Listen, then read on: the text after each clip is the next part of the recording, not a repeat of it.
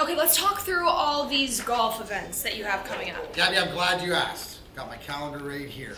July 17th at Red Run, and then July 31st, I have the American Golf Outing for the Cancer Society. I also have the American Cancer Society golf outing on the 31st, and also I got yours on the 18th, buddy. Yeah, I'm gonna be there. Whoa, boys, these are a lot of events and golf outings. Well, you want me to miss my own golf tournament? Gabby, they're all great colors. I mean, this is Hold on. I got this. Guys, I got this. Don't worry about it. Hold on a second. He always. Hey guys. Thanks for coming so fast. How are ya?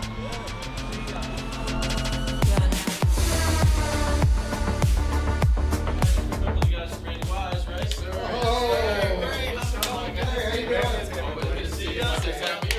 The Randy Wise Celebrity Golf Tour. Watch for the eye.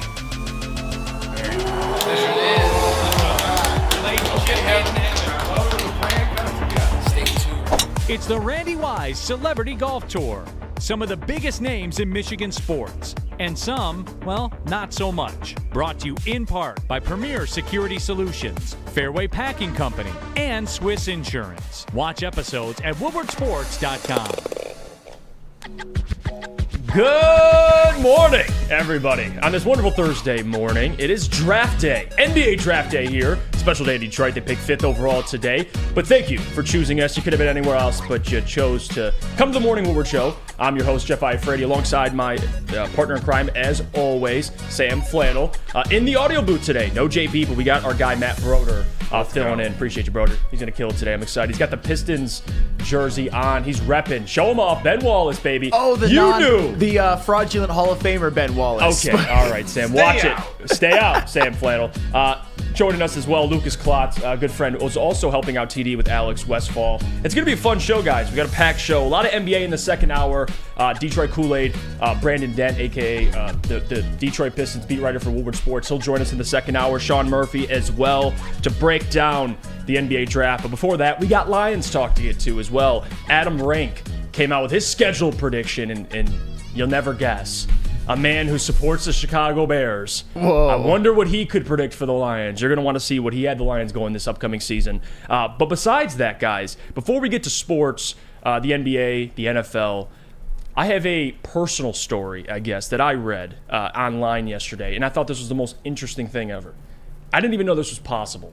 Like we all like, you know, I'm assuming imagine this scenario where you see all these guys enter the NBA draft and you think to yourself, well, there has to be some sort of process they go through. Like if you're one of the better college basketball players in the country, I'm assuming you just enter the draft. You know, there's a law student named Jordan Haber, however you pronounce his last name. He's 21 years old. He's a law student, good at reading contracts, thoroughly read the collective bargaining agreement for the NBA. And did you know he entered the NBA draft? And he's never played organized basketball in his entire life. You can do that? He found a loophole to enter the NBA draft, and this is a quote by him. He said, "I made a bet with my friends and I made it to the NBA draft." He made a TikTok and he said, "I am now Jordan Haber, member of the 2023 NBA draft class, soon to be undrafted." Like, Sam Flannel, number one, if we could enter anybody in the NBA draft, I'd enter you. And You'd enter me? I'd put your name in there as Sam Flannel, 6'2", point guard. Doesn't think Ben Wallace deserves to be in the Hall of Fame. Oh, man. So I want to get everyone's reaction to this because, Broder, you saw this story also, correct? Yeah. Yeah, and this has been trending also. How the hell can anybody do this? How? I don't know. I love it, though. If I were the NBA, I'd be inviting him to the draft and trying to make this into a little story. But it's cool. He's a lawyer who found a loophole in the NBA draft. That's awesome to me. Yeah, well, it's crazy to think about because you just can't even fathom that a normal human being could even enter any draft, period. Like, there have to be something. And it says here in the article that Jordan read, he scrolled to page 273. By the way, he read every page, I'm assuming, or at least scrolled through every page. So he did his homework. Page 273, it listed the criteria for the NBA draft. And he talked about it, the reason why he was eligible, because, again, he's over 19 years old. There's certain rules, at least in the collective bargaining agreement, that allows you to do that. And you also have to be 1 year removed at least from high school, and you can enter. Now, the age and all that stuff, the specifics of it, I guess doesn't really matter, but he's entered under the category of unknown individuals on the NBA draft. So Troy Weaver could be scrolling and just see unknown individuals, click on it, and see Jordan Haber, 21-year-old, out of Florida with no basketball experience, who's a lawyer. Honestly, that's someone you consider at 31. Well, I mean, first of all, it's so kind of you to nominate me to be in the NBA draft out of all of the people at Woodward Sports in this room, and to nominate me as a point guard, by the way, because we all know, Broder, I'm sure you've experienced this too. In a rec league, I'm tall. I'm a big man. But on an NBA court, I would be a point guard size. And I can't handle the ball worth shit. I can't really distribute or anything. My only strengths are occasionally being able to knock down a shot, and I have some low post skills, but not really. And if I'm out there cherry picking, I can definitely like run the floor a little and steal a layup or two. But if you want those skill sets, call me. But if you don't, I mean, I'm sure I would be an undrafted free agent. But if I could nominate anyone in this room, I would probably nominate Matt Broder, because he's actually taller than me, and he is a collegiate athlete, former Michigan pitcher who once, Jeff, I don't know if you know this, he once struck out George Springer in a game. That is a pretty big deal. So I know all these collegiate athletes, these big-time Michigan collegiate athletes, are usually multiple sports stars in high school, so I would nominate Matt Broder. Well, imagine Matt Broder's scouting report. It would just say, type of dude you want your daughter to date, hard worker, first one in, last one out, coach's son. Like 17-inch vertical. About a 17-inch vertical. And I think that'd be enough for at least Troy to consider you, brother. I mean, he talked about wanting to hit home runs. That definitely would not be a bunt.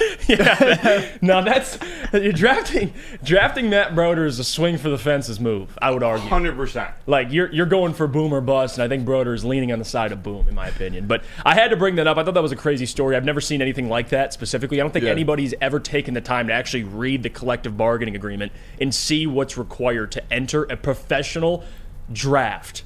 For a professional league, the NBA. And even for Jordan, who's what, like 6'1", now 6'1". he's in the draft.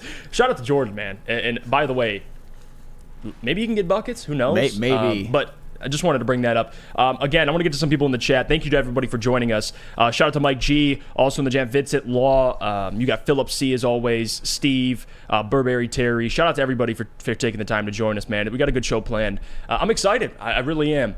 You look at today and how important this is for not only just Troy Weaver, but the Pistons as a whole. Hitting on this 5th overall pick is important. And I know Troy's philosophy with it, and trust me, I'll get to it later in the show. And I want to go through also the 5th overall pick and the hit versus bust rate, because our guy Alex, stat guy for the Morning Woodward Show, he's been cooking. He really has. And he went through all NBA drafts in the history of the NBA and went through the 5th overall pick and looked at the hit versus bust rate. And I'm telling you, it's some interesting stuff I found. So it is super important for Troy to get this right, Sam. Super important. It is super important. And can Troy Weaver continue the trend of hitting on a number 5 overall pick, which we all presume that Troy Weaver did last year in Jaden Ivey? He certainly showed a lot of promise his rookie year. And Jeff, I love doing a draft day show with you because I know you love the Pistons more than just about anybody. And the fact that we have at least, it seems to be a competent GM, at least when it comes to drafting in the front office,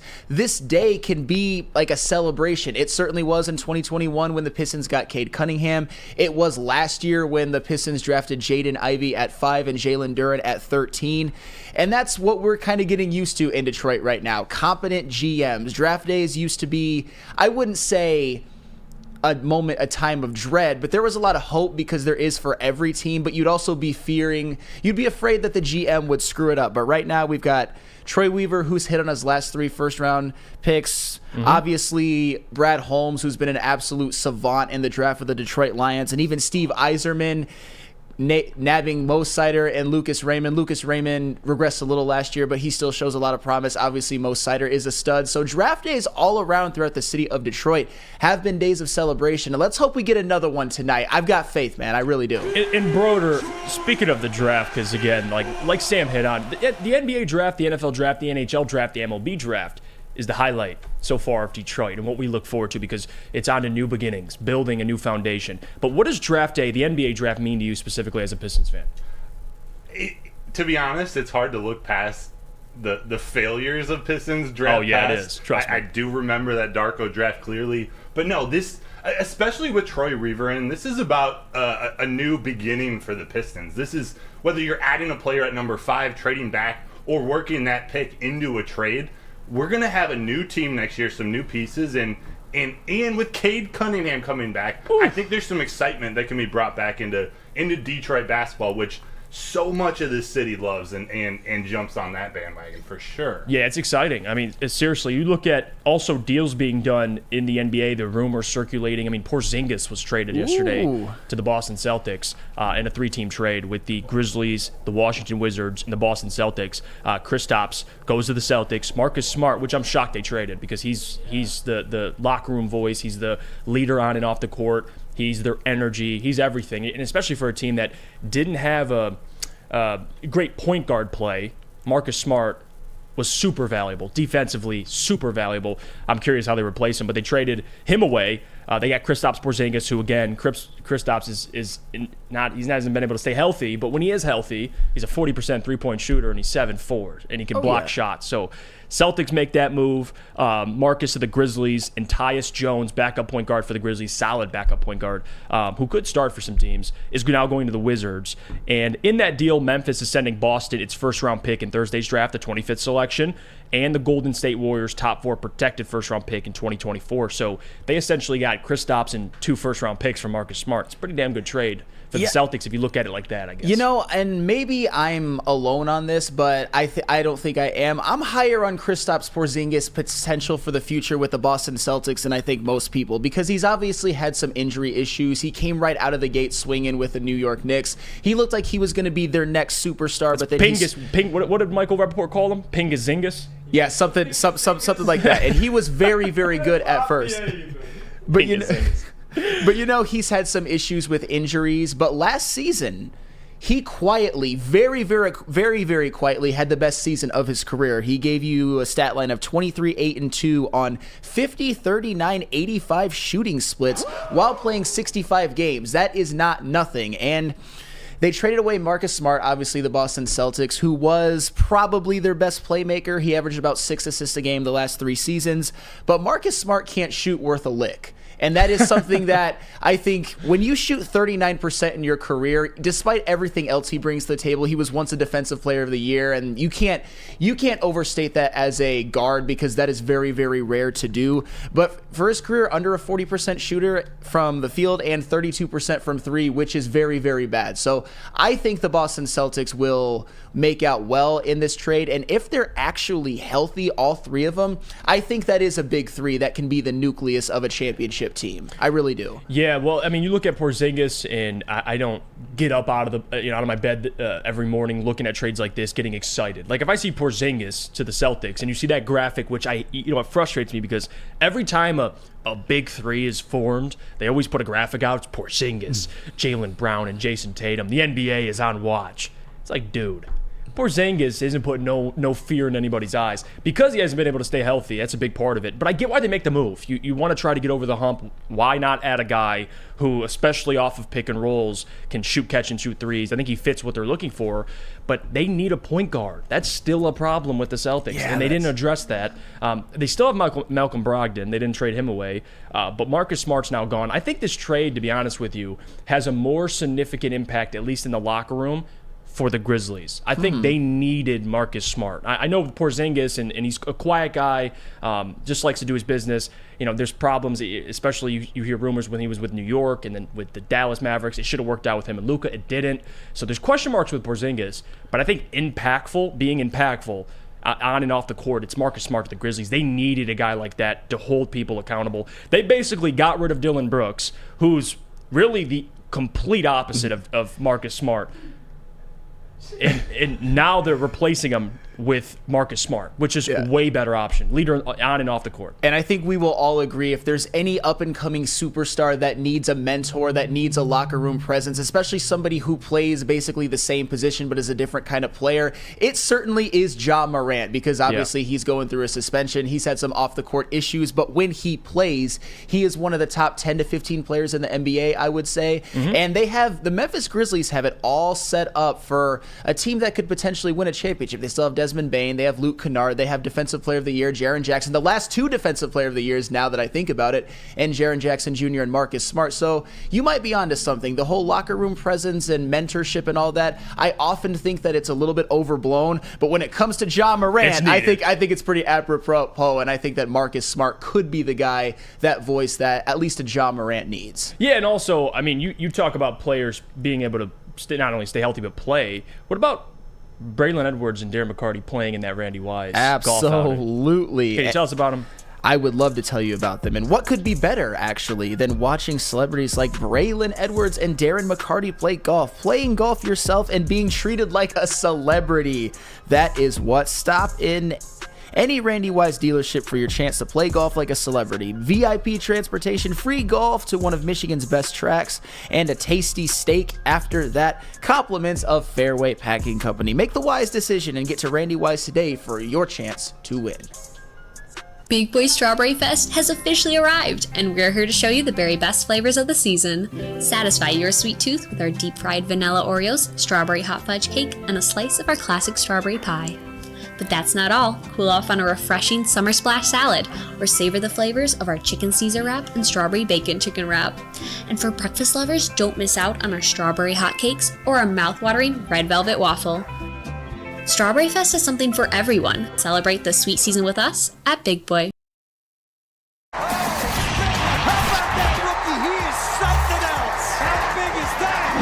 Detroit sports teams live on Woodward. All of Detroit's sports coverage lives on Woodward Sports. Driving the best in Detroit sports coverage. We're back. It's the Morning Woodward Show here on Woodward Sports Network. Jeff Iafrate, Sam Flannel. It's NBA Draft Day, but we're going to take a pause for a second, Sam Flannel, because the Lions did release alternate helmets yesterday. Ooh. That was after our show because we didn't get to actually react to the helmet. We just reacted to the rumors itself. But Alex, could you throw up the graphic for me, the visual of what the helmet's going to look like? Because, guys, you saw the helmet, correct? I did. So, when I first saw the helmet, love the color wave. Love the color. As you can see, here's the breakdown. The Lions clearly right. The top message right there, symbolizing the future, is a shell color never worn before in the NFL, referencing the blue. And then below it says, this helmet will only be worn with teams' all-gray alternate uniforms. Boo! And then you got designed to celebrate the Lions' 90th season. A classic logo pays tribute to the club's heritage, is that old-school Lions logo. Maz will love that. And then matte face mask in Lions' signature Detroit gray. Now, Sam, when you see that, you like the helmet, one, but two, do you like the uniform they're on? Because that's my issue.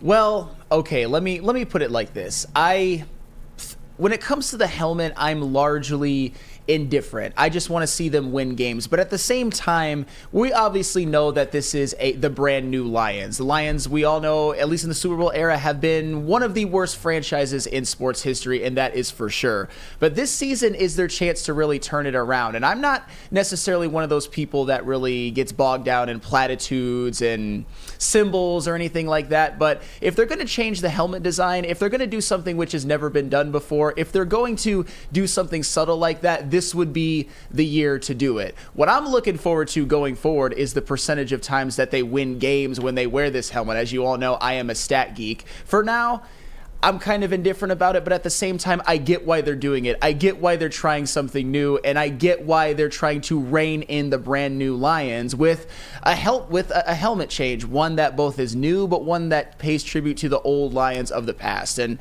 you know what?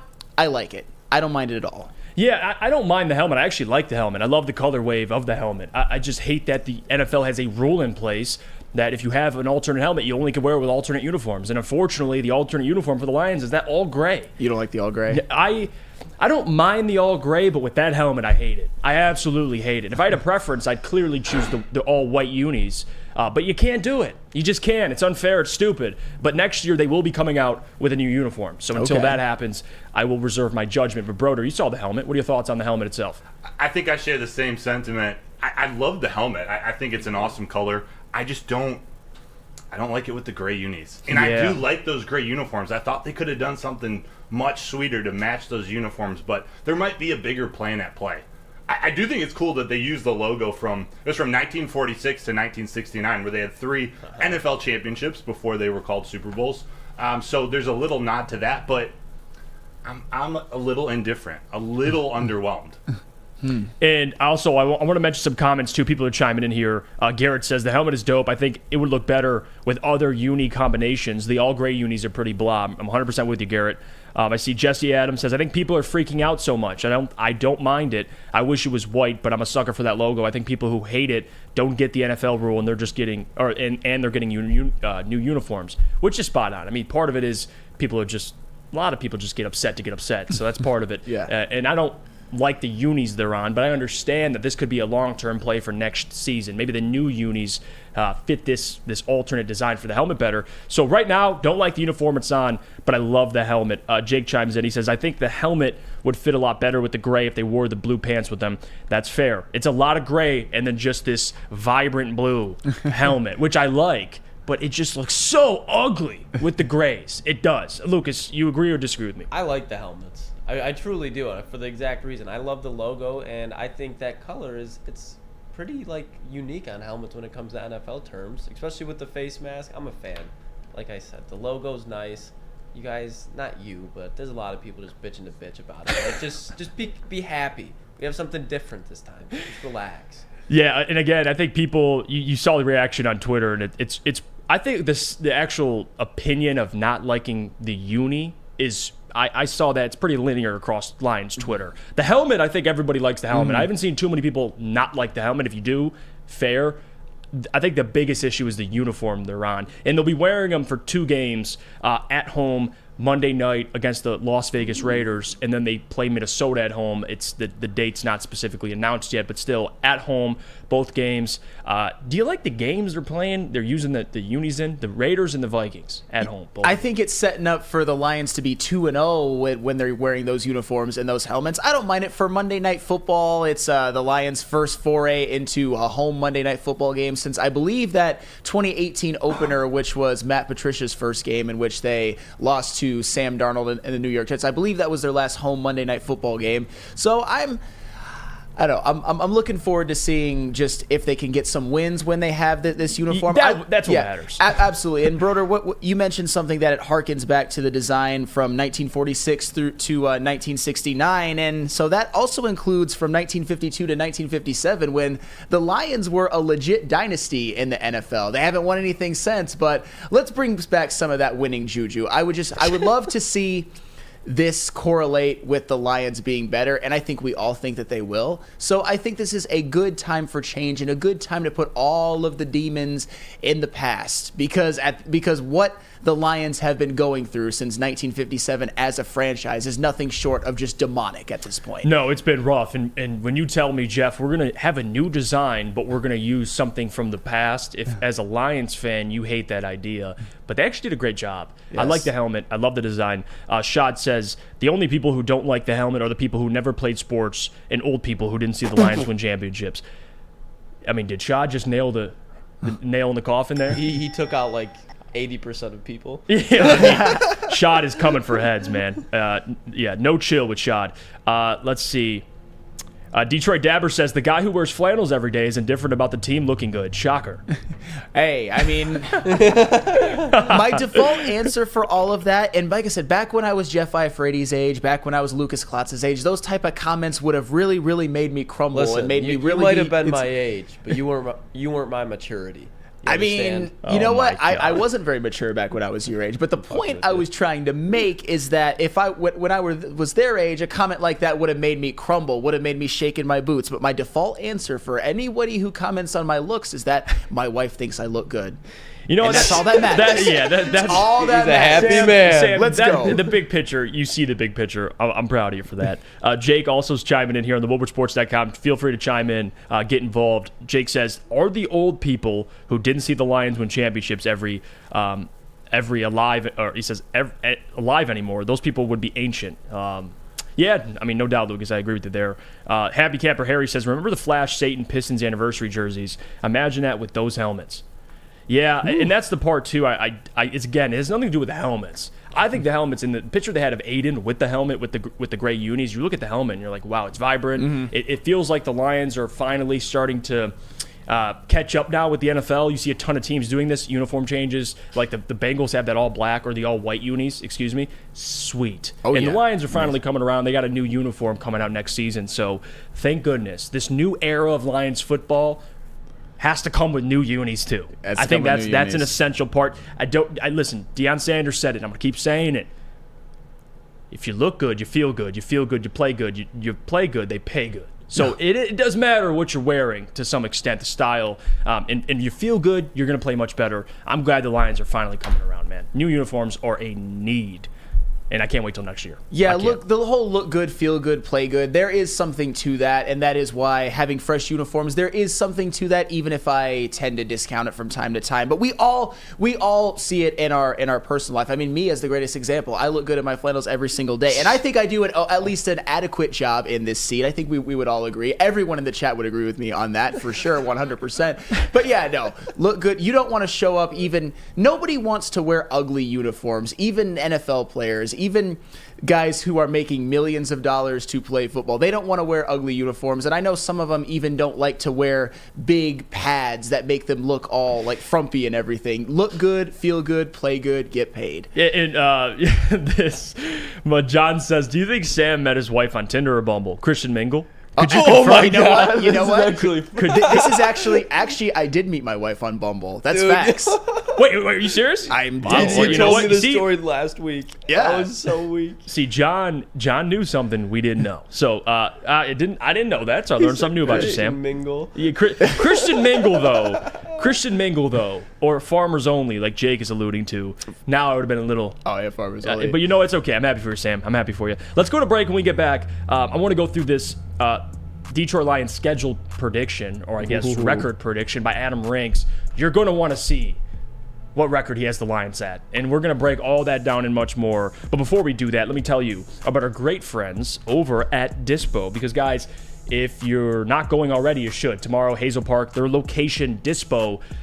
Heavyweights will be there. Ermanni and Edwards will be there. You're going to want to be there. It's going to be a party. And, again, for all the cannabis connoisseurs, if you need cannabis, you come to Dispo. You can elevate your senses and embrace the harmony of nature at Dispo Dispensary. Again, whether you're a seasoned connoisseur or new to the game, it doesn't matter. Dispo has over 10 locations with experienced bud tenders ready to serve your needs. Visit disposhops.com. That is DISPO shops.com. Your local plug for all cannabis.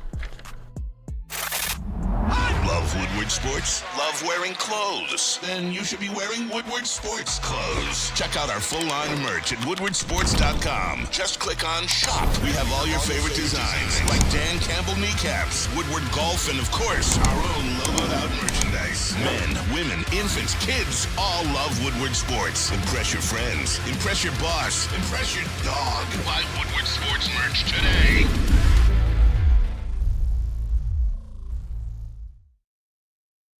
Introducing the Planet Fitness Guide to getting that post-workout glow. Step 1. What's your why?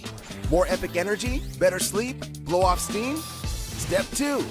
Join Planet Fitness for just $10 a month and get moving in our clean and spacious clubs. Step 3.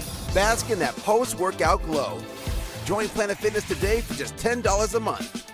Join today at any of the 50-plus Detroit area locations.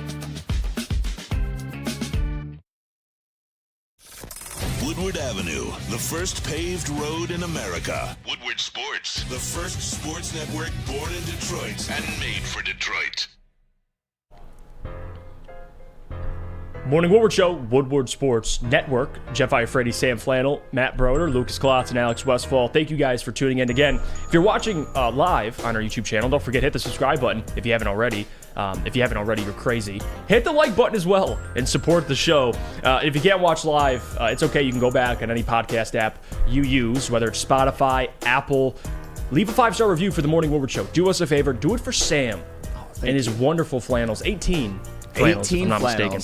And if you're watching on Woodward Sports, don't forget, you can check out the latest news, articles, updates, show clips, and merchandise. And for those articles, you can read some by our wonderful Matt Broder there in the audio booth covering the Detroit Lions. But we are back, and I want to go through Adam Rinks' Lions record prediction. And Adam Rinks, at least he's a big Chicago Bears fan, very open about that. Big goofball is what he well, is. if I'm not mistaken, think he had Justin Fields as one of the best quarterbacks in the NFL or in the NFC. I forgot which one it was, but he's very high in the Bears. I think he has the Bears going 12-5. We reacted. Me and Lucas and Booner and Mike reacted to that last night. 12-5. He has the Bears going. Let that simmer for a second. Okay, now let's see the Lions. Let's see the Lions schedule prediction here. Throw it up for me. Adam Rank. Dude's got more hair than IQ. It's fucking pathetic. Okay, let's see what we're working with here. Let's go through the schedule, and you guys can react to it however you want to react to it. First week against Kansas City, it's a loss to Adam. I don't hate that. I mean, that's a toss-up game. I think we can all agree there. Toss-up? I think they're going to lose. Oh, well, there you go. Sam Flannel's prediction. Gave it away. Week 2, Seattle. I think that they're another toss-up game. Very close. I think that one's at home. That's the Lions opener. Yes, correct. Yeah. So he has the Lions winning week 2. They're 1-1. And then he has them beating their Atlanta Falcons. So, again, above 500 through 3 games. Thanks, Adam, for that. Then he has us losing to Jordan Love in the Packers in week 4, which, again, if you lose to the Packers, Sam, I would assume it'd be later in the year because Jordan Love, his first 4 games, he's taking down the Lions. I mean, I guess, but here's the thing. If Jordan Love is actually decent, I've always said Green Bay has a lot of good pieces. I mean, they have one of the best running back duos in the NFL, and Aaron Jones and A.J. Dillon. They've got a couple up-and-coming wide receivers, Christian Watson, Romeo Doubs. Christian Watson, in particular, really came on at the end of the year. They've got a couple of Pro Bowl offensive linemen. They got Kenny Clark, Rashawn Gary, Devondre Campbell, Jair Alexander, and Preston Smith on defense. They've got a lot of nice pieces, and Lambeau Field has not always been kind to the Detroit Lions, although it was very kind of the Detroit Lions in week 18 of last year. So losing at Green Bay, that is one where as a Lions fan, I have a little bit of concern and I'm on red alert, but I think they can win. I don't begrudge Adam Ranks for having them lose that game, me personally. Yeah, and that's, I guess, the problem I have looking at this list. And Alex, throw it up one more time for me. You look at week 4, okay, you sweep Aaron Rodgers last year. In Lambeau, the last game of the year, Sunday Night Football, you took down the Packers. It's essentially this same roster, but instead of Aaron Rodgers, you have Jordan Love, your guy, Aaron Rodgers. So would you agree that Jordan Love is a significant downgrade from Aaron Rodgers? I would say yes. At this point. But I think Jordan Love, if he hits any sort of bit of his ceiling, can be a decent approximation of what Aaron Rodgers was last year. Well, the fact that you're struggling. I know. No, the fact that means that Jordan Love, like, for him to take down the Lions week 4, I would be shocked. Like, I could see a scenario in which late in the season, when you face the Packers once again, and Jordan Love looks a little different. Maybe he starts getting, warmed up a little bit. Maybe week 11 he looks better, but week 4, hell no, or week 3, hell no. Week 4, again, Lions take down the Panthers according to Adam Ranks. And then they obviously beat the Tampa Bay Buccaneers. Thank goodness. At least you can give us that one. Baltimore, and then you got the Las Vegas Raiders, and then the bye week, which the Lions won the bye week. Congratulations. And then week 10, the Chargers. Off a bye week, he has the Lions going 0-2, which, again, dude, this is the problem, too. You look at the bye week. You face the Chargers on the road. I don't hate that. Chargers, they're unpredictable. I don't like Brandon Staley, but they still have a talented roster. Oh, yeah. But you're telling me in week 11 you're going to lose to the Bears? You're going to lose to the Bears. Dude, just look at his face. After a loss, look at his face you in that lose top to corner. the Chargers, and then you come out and lose to the Bears. You think Dan Campbell's going to let that happen? Like, especially given the circumstances and how important the season is. He has the Bears winning the NFC North. So this entire schedule, this entire record prediction is just flawed. It's flawed immediately. But 9-8, if they go 9-8 this season and they're healthy for the most part, and you don't lose Jared Goff, Aiden Hutchinson doesn't have a season-ending injury, you don't lose half your secondary, and and Amon-Ra doesn't get his leg broken. There's no way they go 9-8. They got significantly better, Sam. Yeah. And they're still doing the same thing. Like, that's the problem I have. And they're far better than any other team in the NFC North, but clearly 9-8 doesn't show that, according to Adam Ranks. Do you know what's kind of funny, though? And Ryan Ermanni mentioned this on yesterday's show. It was either during the show or on a break, which I think is kind of funny, and we should all be proud about this. The Detroit Lions, a team that at one point last year was 1-6 and left for dead, are going into the 2023 season. Somebody is predicting them to be 9-8, which is a winning record, and we are all like off with his head. He's the dumbest person ever. And that just shows to how fast the Detroit Lions' expectations have climbed. I personally have them going 11-6. So one thing, though, that he had on that list that I think a lot of people were angry about, but I don't necessarily hate as much as everybody else. So their home schedule, I think they're going to be favored in all 8 games. I really do. I think they have a chance to go 8-0 at home. But I don't think they're going to go 8-0. I think they're going to lose one game that is inexplicable and inconceivable. Adam Rank has them losing to the Chicago Bears at home, which I don't think is necessarily likely. But my point is that I think they will get upset at home at least once. And when you look at their schedule overall, Adam Ranks has them going 2-7 on the road, which I think is a little bit egregious. That is egregious, but at the same time, the Lions have quite the gauntlet of a road schedule. I think we would all agree with that. At Kansas City, at Los Angeles Chargers, at Baltimore, at Dallas, at New Orleans, and everyone in the division. Dallas this year. But they lost 24-6 last year. That's fair. That's the thing with Noah Monrod. They've gotten better on both sides of the ball. Like, this defense is what matters when you go on the road to stop the other team's offense at home. And this is just, it's so. He's saying that the Lions literally did not improve at all. They're 9-8 last year, and they're 9-8 this year. And the Bears are 9 games better. Well, to your point, Lucas, the defense was obviously the issue last year. I mean, the offense could not make mistakes. They didn't force a single point against Seattle. I understand that. Even though Jared threw a pick 6, the defense couldn't even bail him out. Like, the defense was horrendous. They significantly improved the secondary this year. Like, the defense on the road, especially, like, to Lucas's point, they're going to at least keep you in the game. Oh, yeah. In a lot of these games. Like, I don't, even if there is a situation where there is some sort of meltdown offensively, at least this defense with this new secondary, at least you'd expect them to be much more improved to help bail the offense out. Because last season, defense wasn't bailing nobody out until really late in the season, until they got way better. Kirby. But it was tough. When Kirby started making plays is when it's the whole defense, I think, kind of went into sync. I mean, you saw at the Giants, he had that pick against Daniel Jones in the crucial game. Even Jerry Jacobs against the Jets, that was a big one. And then, obviously, in Lambeau with Kirby. I think the safeties on the road and then the defensive line, I think, are the most important things for a team when you're going on the road. Well, even more importantly with Kirby Joseph, the game where the Lions play the Packers at home, where he picked off Aaron Rodgers twice in a game that really started off the resurgence of the Lions, a game in which they didn't really play very well. They only won 15-9, but they got that win, and it was the start of something good, obviously. For the record, I think this record prediction is for the most part egregious. I have them going 11-6. I see maybe what he's thinking with some of these philosophies more than maybe most. I have them going 7-1 at home and 4-5 on the road, and I don't think that's anything. I don't think that's crazy. Do you think that's crazy? No, that's more likely, in my opinion. Now, I guess the question I have before we go to break here. In a couple minutes, I want to ask you, because Adam Rank, I mean, who cares, really? I mean, this is the season where these predictions and these projections come out, and quite frankly, I mean, it's not worth discussing Adam Ranks, but it is worth discussing a possible scenario in which the Lions do go 9-8.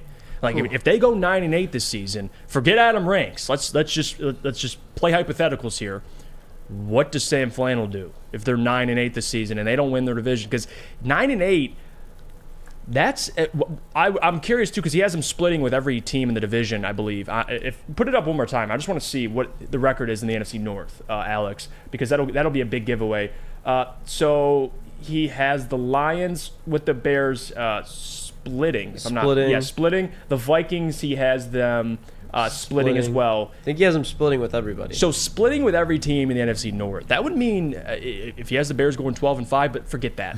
9-8, is that enough? Is that enough for you to walk away from the season and be content with that? Well, it obviously depends. There's a lot of factors, obviously. Because it's 2 wins away from what you predicted. 2 wins. 100%. And there's a lot of injury factors that could play into it, obviously. But 9-8, I think that would be 100% a disappointing season. And if they are 9-8, you would assume that they would lose more games to division rivals, which means that division rivals are more likely to win 9 or 10 games as well, which means that the Lions probably wouldn't win the division at 9-8. So to me, that would 100% be a disappointment. I get that the road schedule is hard and they have some tough games, including opening at Kansas City and then at home against Seattle. That's a gauntlet to start out. Their road schedule is a gauntlet, but still, with how much they improved. I mean, I went over it yesterday. They didn't lose a whole lot.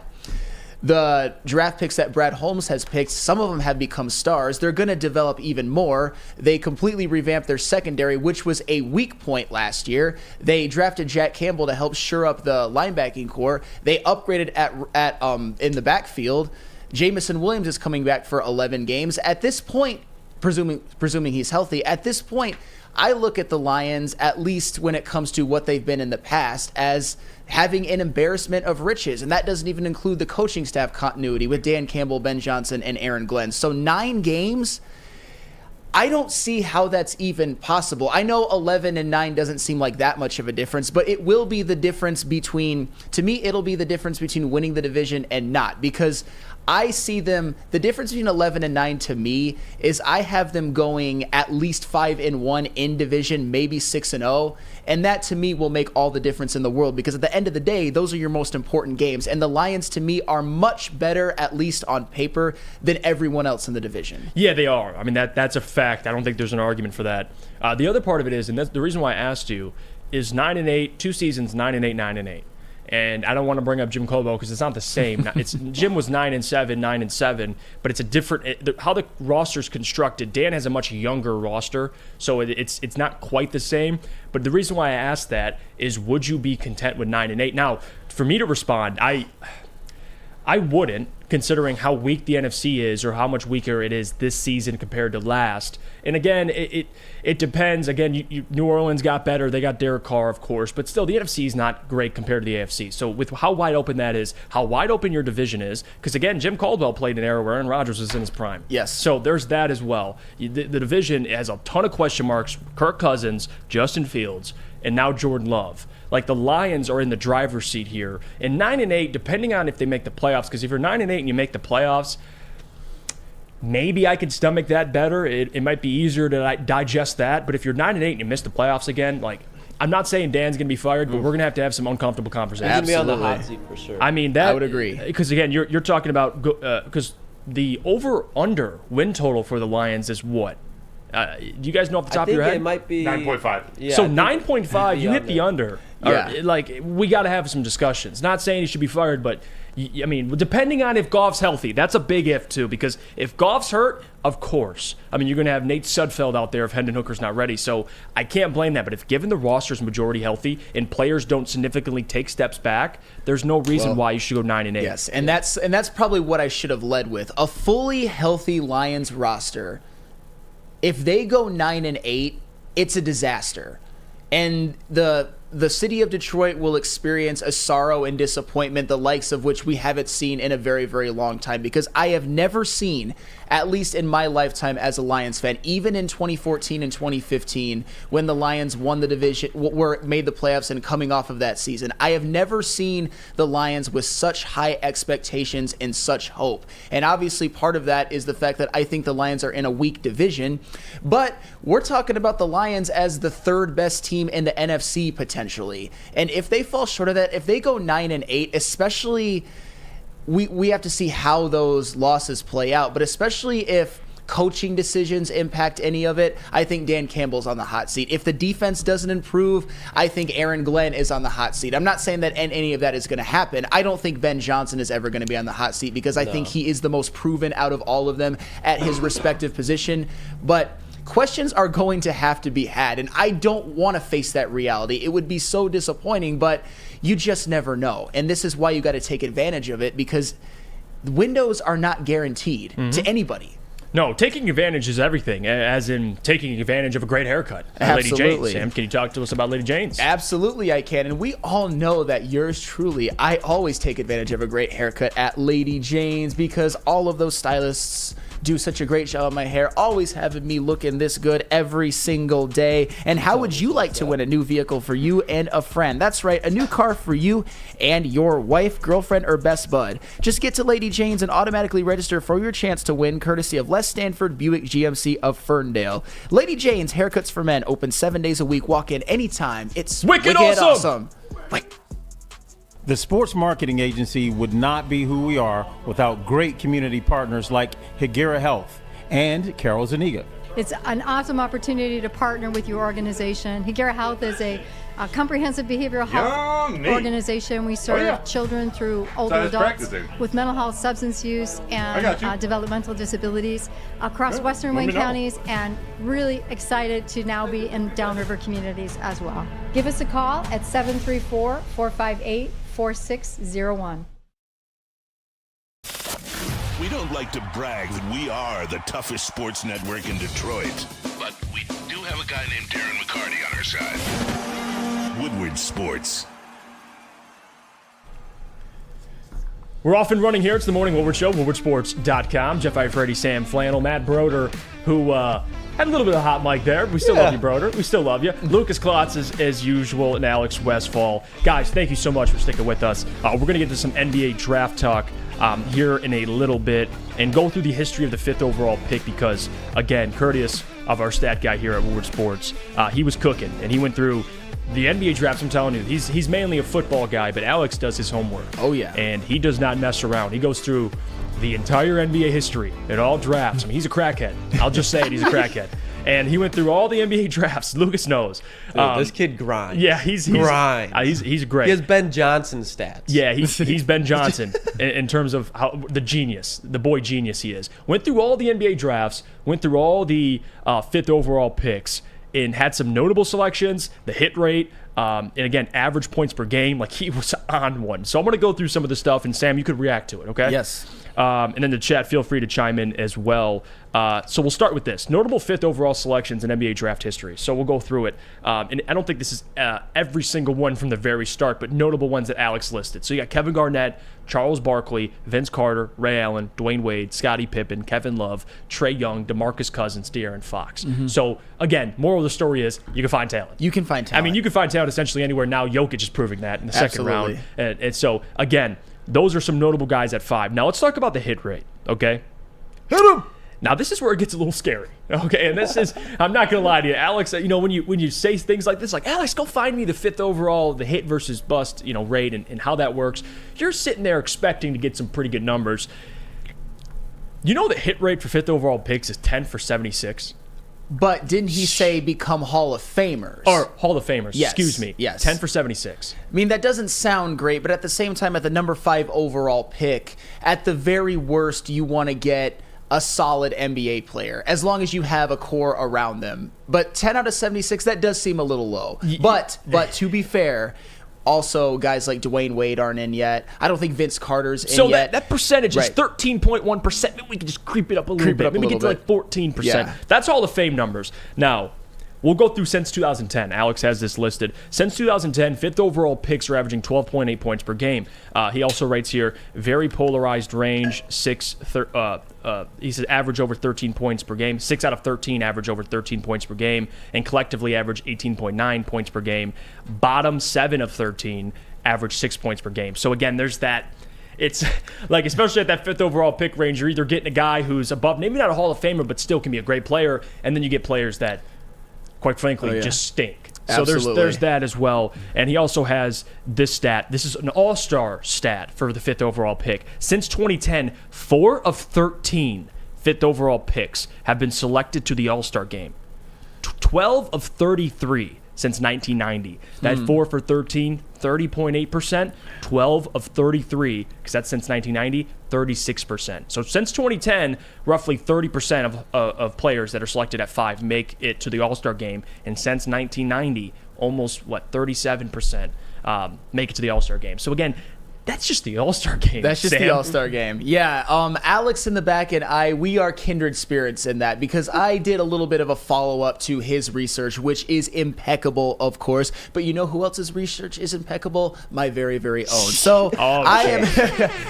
I'm just kidding. I am a very, very humble man. But anywho, so I did a bit of a breakdown on the number 5 overall pick since 2010 as well. They mentioned, I put him in tiers. So tier 1 is the All-NBA or All-Star level, and you've got DeMarcus Cousins, who was actually a 4-time All-Star and 2-time All-NBA second team. Very, very good player. You got De'Aaron Fox, who last year was a 3-time All-NBA and 3-time, and last year was a third-team All-NBA and an All-Star for the first time. Absolutely. Trae Young is another good one, 2-time All-Star and 2022 All-NBA third team. And then you got Darius Garland, who is a 2022 All-Star selection, his only one of his career. The point is you can still get All-Stars, and if the Pistons get someone at the number 5 overall pick who ends up being an All-Star even once, I think given what they already have, it'll be a good pick and we'll all be happy. And you can get that with that. They did it 4 times. Yeah. And then you've got tier 2, which is a tier of only one player.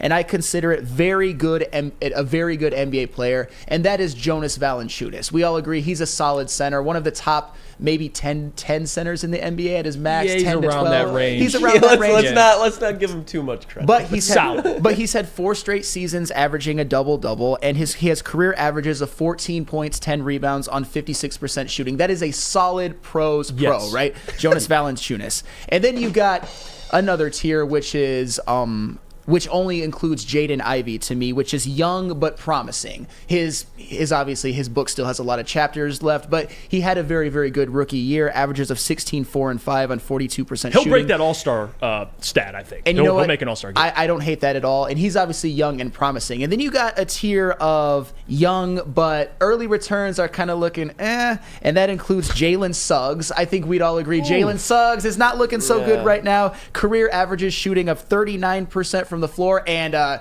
abominable 27% from 3 as a guard with a stat line of 11, 3, and 4. Not good at all so far. And then you got Isaac Okoro for the Cleveland Cavaliers, who, as the roster's gotten better, his role has decreased. Last year, averaged career lows in points, rebounds, and assists with a stat line of 6.4, 2.5, and 1.1. He is very mid, I would say, at best, and he's gotten worse, at least as an individual. And then you've got the bust tier. These are the worst of the worst. When you hear some of these names, they will make you cringe. Number 1, you have Thomas Robinson. He was an absolute nothing of an NBA player, had career averages of 5 points and 5 rebounds in 5 NBA seasons. Wait, Thomas Robinson, didn't he go in the same draft as Clay? Did he go in the same draft as Clay? Anyway, regardless, because I remember looking at that draft. I think did the Kings take him? Is that yes, the right? The Kings did take him. Yes, it was that same draft. Well, that is not good. And then you've got Alex Len, who I would say is a bust as well. Career averages of 7 and 6, but at least he's still in the NBA. I'll give him that. They made him a dog in 2K for no reason. I don't know why that is, because he's never been a dog. He's only averaged double-digit points once in his career, but he's still stuck around in the NBA. So good for him. Out of all the busts, he might be the best one of them all. And then you've got Dante Exum. But Dante Exum, to be fair, he's had some injury issues. They have really derailed his career, but he has averages in his career of 6, 2, and 2 on 41% shooting in only 245 career games. He is out of the league. You've got Mario Hezonja. Remember Mario Hezonja? He has not been very good either. He is now out of the league. Career averages of 7 points and 3 rebounds. And then Chris Dunn, who has had moments where he's looked decent, but I would say he's overall a bust too, with career averages of 9, 3, and 4 in only 267 career games. My point with all that is you can either get history has shown that you, at least in the past since 2010, you can get an all-star, you can get guys who are up and coming, you can get guys who are solid, or you could really swing and miss, which I would argue that 7 teams have done since 2010. Yeah. So the number 5 overall pick, there are no guarantees whatsoever. But you know what I can guarantee, Troy, you got to get this right. Yes. And this is a big reason. We talk about the Pistons, and yeah, the future's exciting. You got Cade, you got Jaden Ivey, you got Duren, you got a collective of young players. Young, promising players. And I think Jaden Ivey, last year's 5th overall pick, can change some of this tide a little bit. Maybe, I'm not going to say he's going to make the Hall of Fame, but I think he can be an all-star. I think you saw that his rookie year. He's got that potential. But Troy, this pick at 5, and you heard Troy speak yesterday, it's, I'm not bunting. I'm going for the long ball, which is great. But you can't bust this one. You can't. You can't draft a player that doesn't work out. You can't. So for Troy Weaver, yeah, hitting on the head coach, absolutely important. And with the help of Tom Gores, they got that done. They got Monty Williams. Drafting Cade Cunningham, not messing that up, you did it correctly. Drafting Jaden Ivey, Jalen Duren, you did that correctly. Now moving forward, this draft, you pick 5, and especially now with most people referring to it as there's the tier 1 of the first 3 picks, and then there's a bunch of players in this tier 2, borderline tier 1, kind of floating around. The Amin Thompsons, all these guys, Jarris Walker's, who's going to be a top 6, 7 pick. Troy's going to have to find his guy. And not only find his guy, but he's got to be a damn good player, at least to some extent, or at least even if he's not Cade or Ivy, because I think those guys' ceilings are super high. He's got to at least be a solid starting contributor for the Pistons for 10 years. He's got to be solid. He can't be a Chris Dunn or anybody else that floats around and is on 5 teams in 6 years. Absolutely. You can't do that. Absolutely not. But what if he's just, I'm not saying the same type of player, but what if the pick that the Pistons could get at number 5, what if he turns into having the career of Jonas Valanciunas? Is that a success, or is that, I mean, it's a number 5 overall pick. You're not going to get the cream of the crop, obviously. Is that a success, or is that kind of disappointing? Here's the frustrating part, and I get the 5th overall pick odds, and it's kind of skewed because you find guys, you look at the top of the NBA right now and the best players, they're not all number 1 picks. Right. Most of them aren't. They're all top 10, top 15. Now you're starting to see the Jokic's of the world, second-round picks, Giannis, middle of the first round, Kawhi, middle of the first round. You can keep going. There's so many. Not everybody was taken at the top of the draft, so when you see things like that, it's up to your general manager to identify talent. Like, I get the 5th overall pick. We can look at these odds and 10 for 76 to be Hall of Famers and a 30% chance of being in the All-Star game. Like, all that stuff is funny. It's interesting to look at. But you can't botch this one. Like, no, you can't. I think the worst case scenario for the Pistons and for Troy is to take who they take, and in about a year or two we look back and we see an All-Star at 7, an All-Star at 11. You know, like, you start seeing the misses. Now, especially with the window the Pistons have, and they got to start speeding this thing up a little bit with Monty Williams, you can't afford a bust at 5. You can't. You just can't. So the draft's super important. And again, we're going to be breaking this down with Detroit Kool-Aid and Sean Murphy later in the show. You're going to want to stick around for that. And in a little bit, we're going to react to Bleacher Report's mock draft for the Detroit Pistons, get your guys' thoughts. But before we do that, I got to tell you about our friends over at SMA. Because, guys, the sports marketing agency helps spread awareness about mental health and substance abuse. Their new podcast, this is the S Word, helps fight the stigma about seeking help. If you or someone you know is struggling, head to thesportsma.com for more information. Since the dawn of moving people, Chevrolet has led the way. The world of transportation is changing. At Feldman Chevrolet, we are leading the charge forward.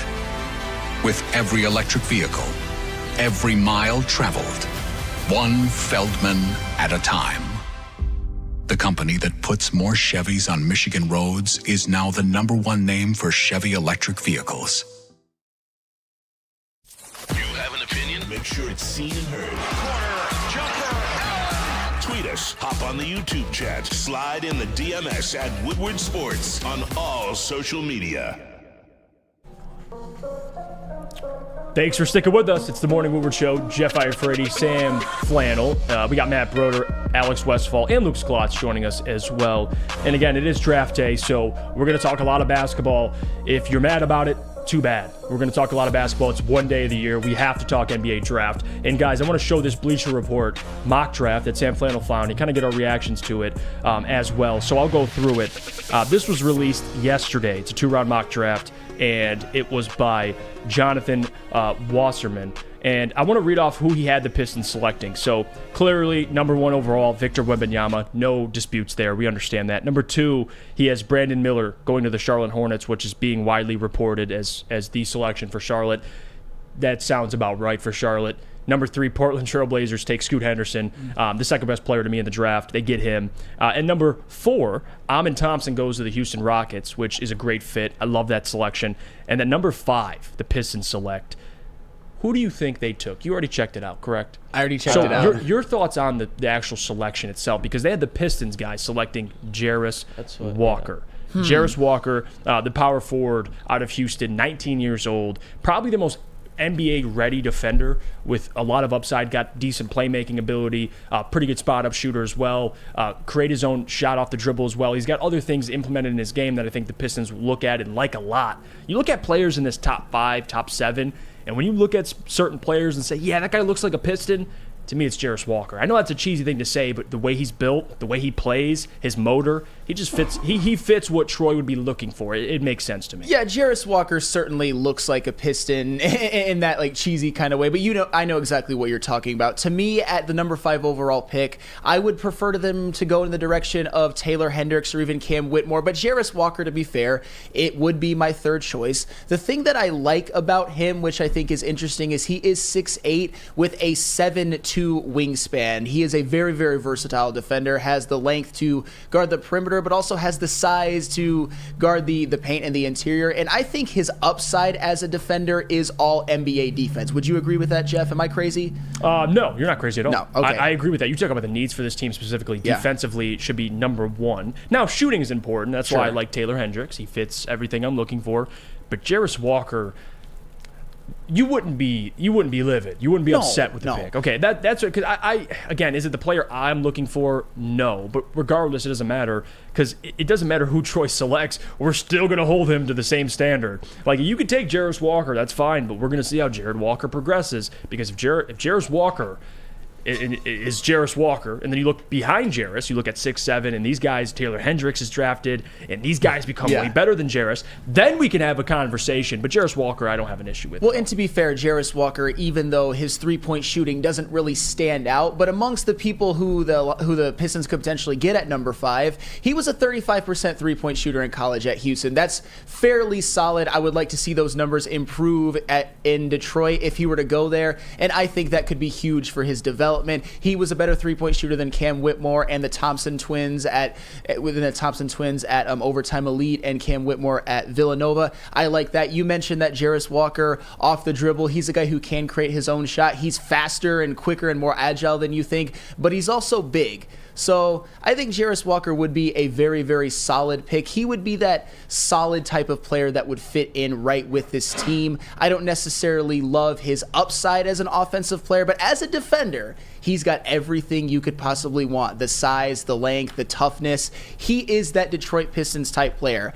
I wouldn't love it. I wouldn't have a celebration, but I would certainly, I would do a little bit of a golf clap. Like, I see what you're doing, Troy Weaver. It wouldn't be a disaster or anything like that. It's not boom or bust. It's just solid. Yeah, and that's the problem I have too with Jarris Walker. It has nothing to do with who he is as a player. Still young. He's 19 years old. But if you're talking about boom or bust and going for the player with the highest ceiling, Jarris Walker doesn't come right to my mind. No. I look at other players. I mean, even the Thompson twins. If Amin's gone, Asar's there. And you would argue that in terms of ceiling, Asar has a higher ceiling. So to kind of fit what Troy was talking about, I don't think it'll be Jarris Walker because of that ceiling aspect, especially offensively. But again, he's got upside with his playmaking ability. Like, there's things to like about Jarris Walker, but I was more open to Jarris earlier, but after Troy's presser, I don't see that scenario. Well, it doesn't fit with what he was saying. No, and it doesn't. You also mentioned something that I left out. I think he has a higher upside as a playmaker than both Taylor Hendricks and Cam Whitmore, and he showed a little bit more at Houston. I'm gonna jump ahead a little bit because there's something that I also found interesting. Obviously, with the NBA draft, it's more important who you get as your number 5 overall pick than your second round pick. Like second round picks, it's a crapshoot, it's a lottery ticket. But in conjunction with Jarris Walker, this mock draft, this Bleacher Report mock draft has the Detroit Pistons taking at pick number 31 Bryce Sensabaugh from Ohio State. Sniper. And you know what? When I saw Jarris Walker in conjunction with Bryce Sensabaugh, I'm like, okay, I can actually see what they're doing. I wouldn't necessarily mind that. Bryce Sensabaugh was a wing at Ohio State, a freshman. The only reason I think he would drop out of the lottery is because he does have some injury concerns. But during his time at Ohio State, I just got to throw this out there. I'm not saying he's as good. He averaged 16 points a game, 16.3, which is more than Taylor Hendricks did at Central Florida. His shooting splits were 48, 41, and 83, which were all better than Taylor Hendricks. Obviously, Bryce Sensabaugh is not the wing defender or has the potential to be the wing defender that Taylor Hendricks is right now. But if you want your shooting, you might have just gotten a diamond in the rough in Bryce Sensabaugh, a guy that I believe, if fully healthy, if there were no concerns, would be in the teens of the first round. But if you can get him at pick number 31 to pair him with Jarris Walker, I don't mind that at all. I would be happy with that draft. I would be coming in tomorrow feeling pretty good. Borderline celebration, honestly. And you guys can get the full live reaction tonight. 7:30 p.m. is the draft show.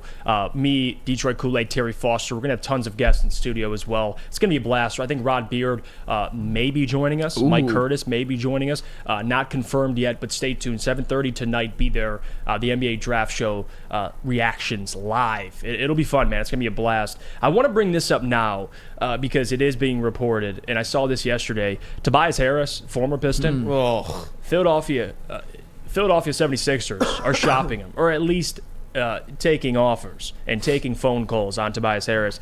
Now, the quote that was used, or at least the wording that was used, is they have to be blown away by an offer.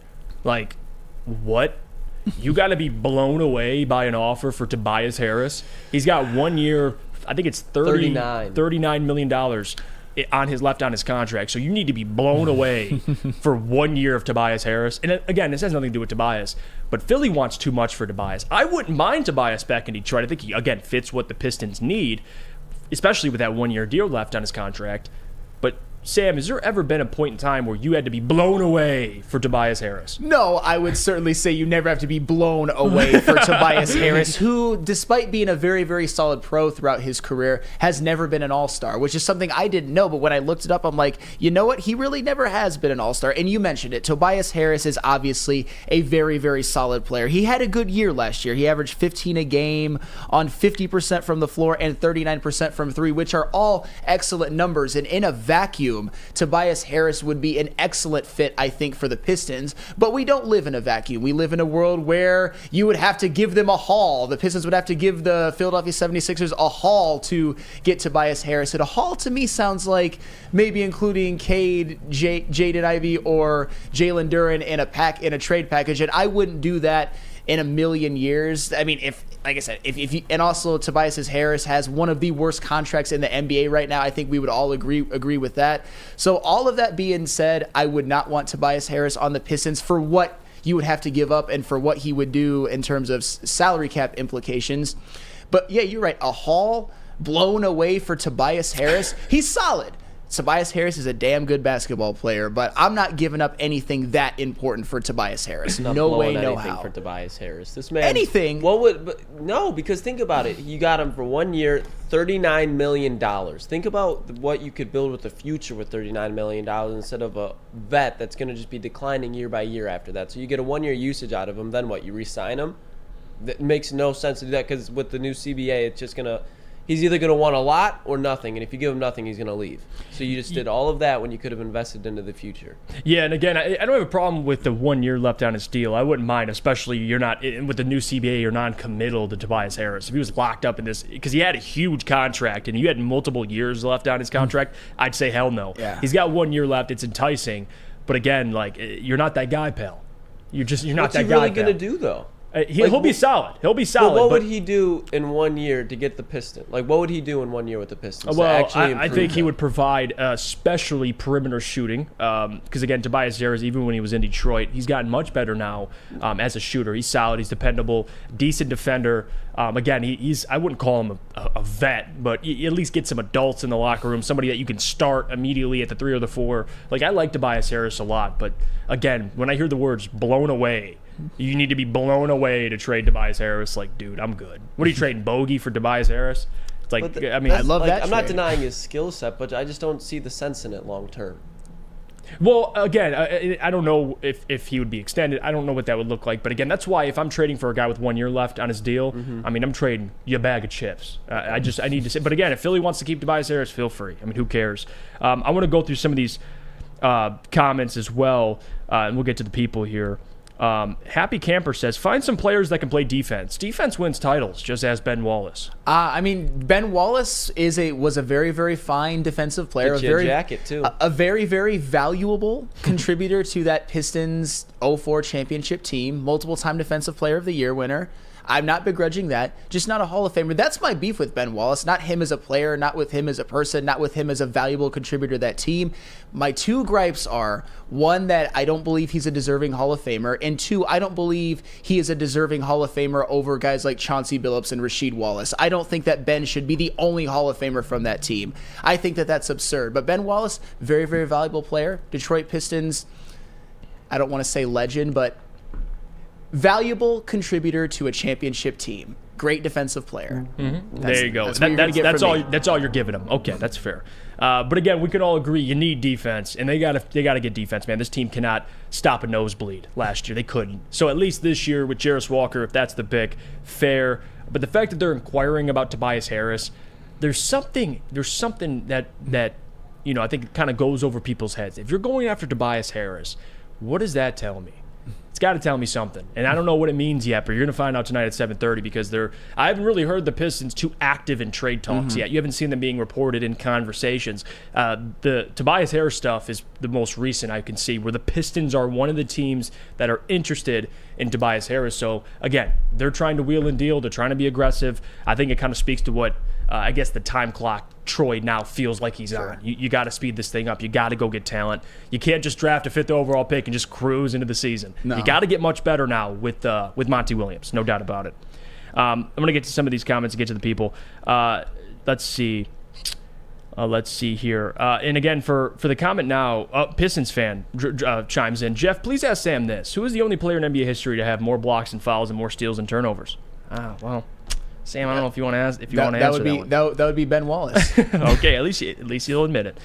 Let's see. Coach Walk 37 says they are saying Portland could grab Amin Thompson. Yikes. Yeah, Portland and Charlotte to have those organizations at the top of the draft. That's got to be a good thing for Detroit to some extent. Am I wrong on that? No, you're not wrong on that at all. And that's why I asked Detroit Kool-Aid when he was on the show yesterday, could you see a scenario in which either Scoot Henderson or Brandon Miller fall to 5? I personally don't. But if one of those teams makes that mistake, which I'm not saying Amin Thompson's going to be terrible, but I don't think he's anywhere near the prospect of a Scoot Henderson or a Brandon Miller. If they do something like that, what at this point is Charlotte a verb now? Charlotte could Charlotte or Portland could Portland? I mean, Portland's obviously had some success, but they're not like a championship organization or anything like that. So we shall see. I would love to see one of those two teams screw it up. I would love it. They are responsible for Greg Oden.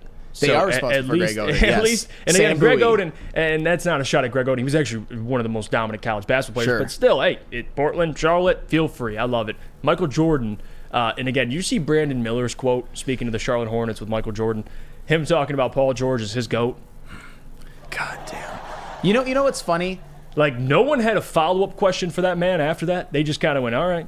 You know what's funny? Paul George? Most people would just... I'm a big Paul George guy. You know what? That's okay. It's a difference between being a big Paul George guy and him being your GOAT. Is it because Brandon Miller models his game off of Paul George? I've seen that comp, and I don't necessarily hate it for sure, but having Paul George as your GOAT of all time, Paul George is a very good player, future Hall of Famer, but not even a top 50 player. Come on, man. Like, what are we doing here? Why can't we hold people accountable for stupid? Like, if someone says something stupid, they should be held accountable. If you ask someone a direct question, who's the GOAT, and they say, well, it's Paul George, and you think, well, maybe it's because he likes Paul. No!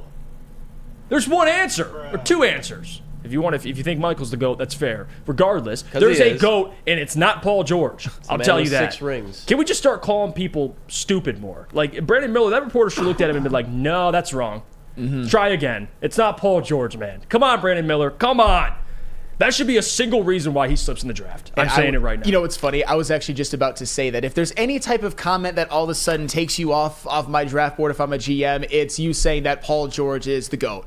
Because that is so beyond acid. I mean, and he looked dead serious. Yeah, so now Brandon Miller has those potential. So here's what he's done lately, Brandon Miller. And I'm not trying to just like, this isn't crap on Brandon Miller time because I would love the Pistons to get him. Yeah. What are 3 of the most significant things he's done lately? 1, he he had that incident, obviously. He did. I'm just going to call it the incident. 2, he had one of the most horrific NCAA tournaments by a superstar player ever. He was a complete no-show. And then 3, he calls Paul George the greatest NBA player of all time. That is... Who never made an NBA Finals. Who never made an NBA Finals. Who is a future Hall of Famer, but he's not even top 50 of all time. It is so beyond absurd that I can't even comprehend what must go on in his mind. At this point, I'm questioning everything about him. I'm questioning his character. I'm questioning whether or not he's even going to be a good NBA player, and I'm dead serious. If you say that Paul George is the best NBA player of all time, that should be taken as a federal offense. I'm dead serious. Yeah, well, I'm telling you, man,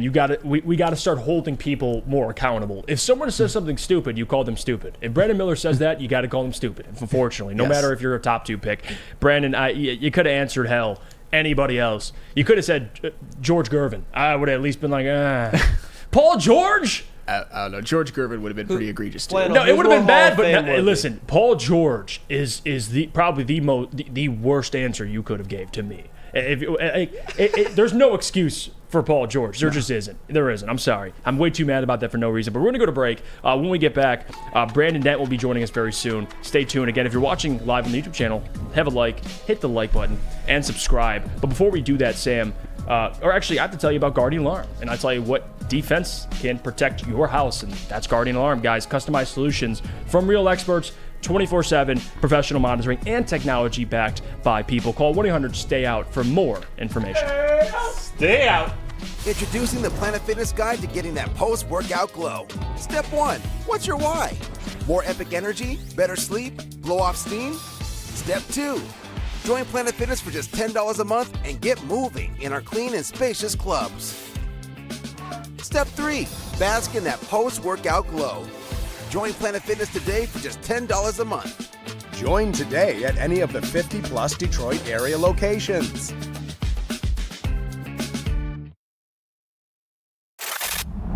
Love Woodward Sports? Love wearing clothes? Then you should be wearing Woodward Sports clothes. Check out our full line of merch at woodwardsports.com. Just click on shop. We have all your favorite designs, like Dan Campbell kneecaps, Woodward golf, and of course, our own logoed out merchandise. Men, women, infants, kids all love Woodward Sports. Impress your friends. Impress your boss. Impress your dog. Buy Woodward Sports merch today.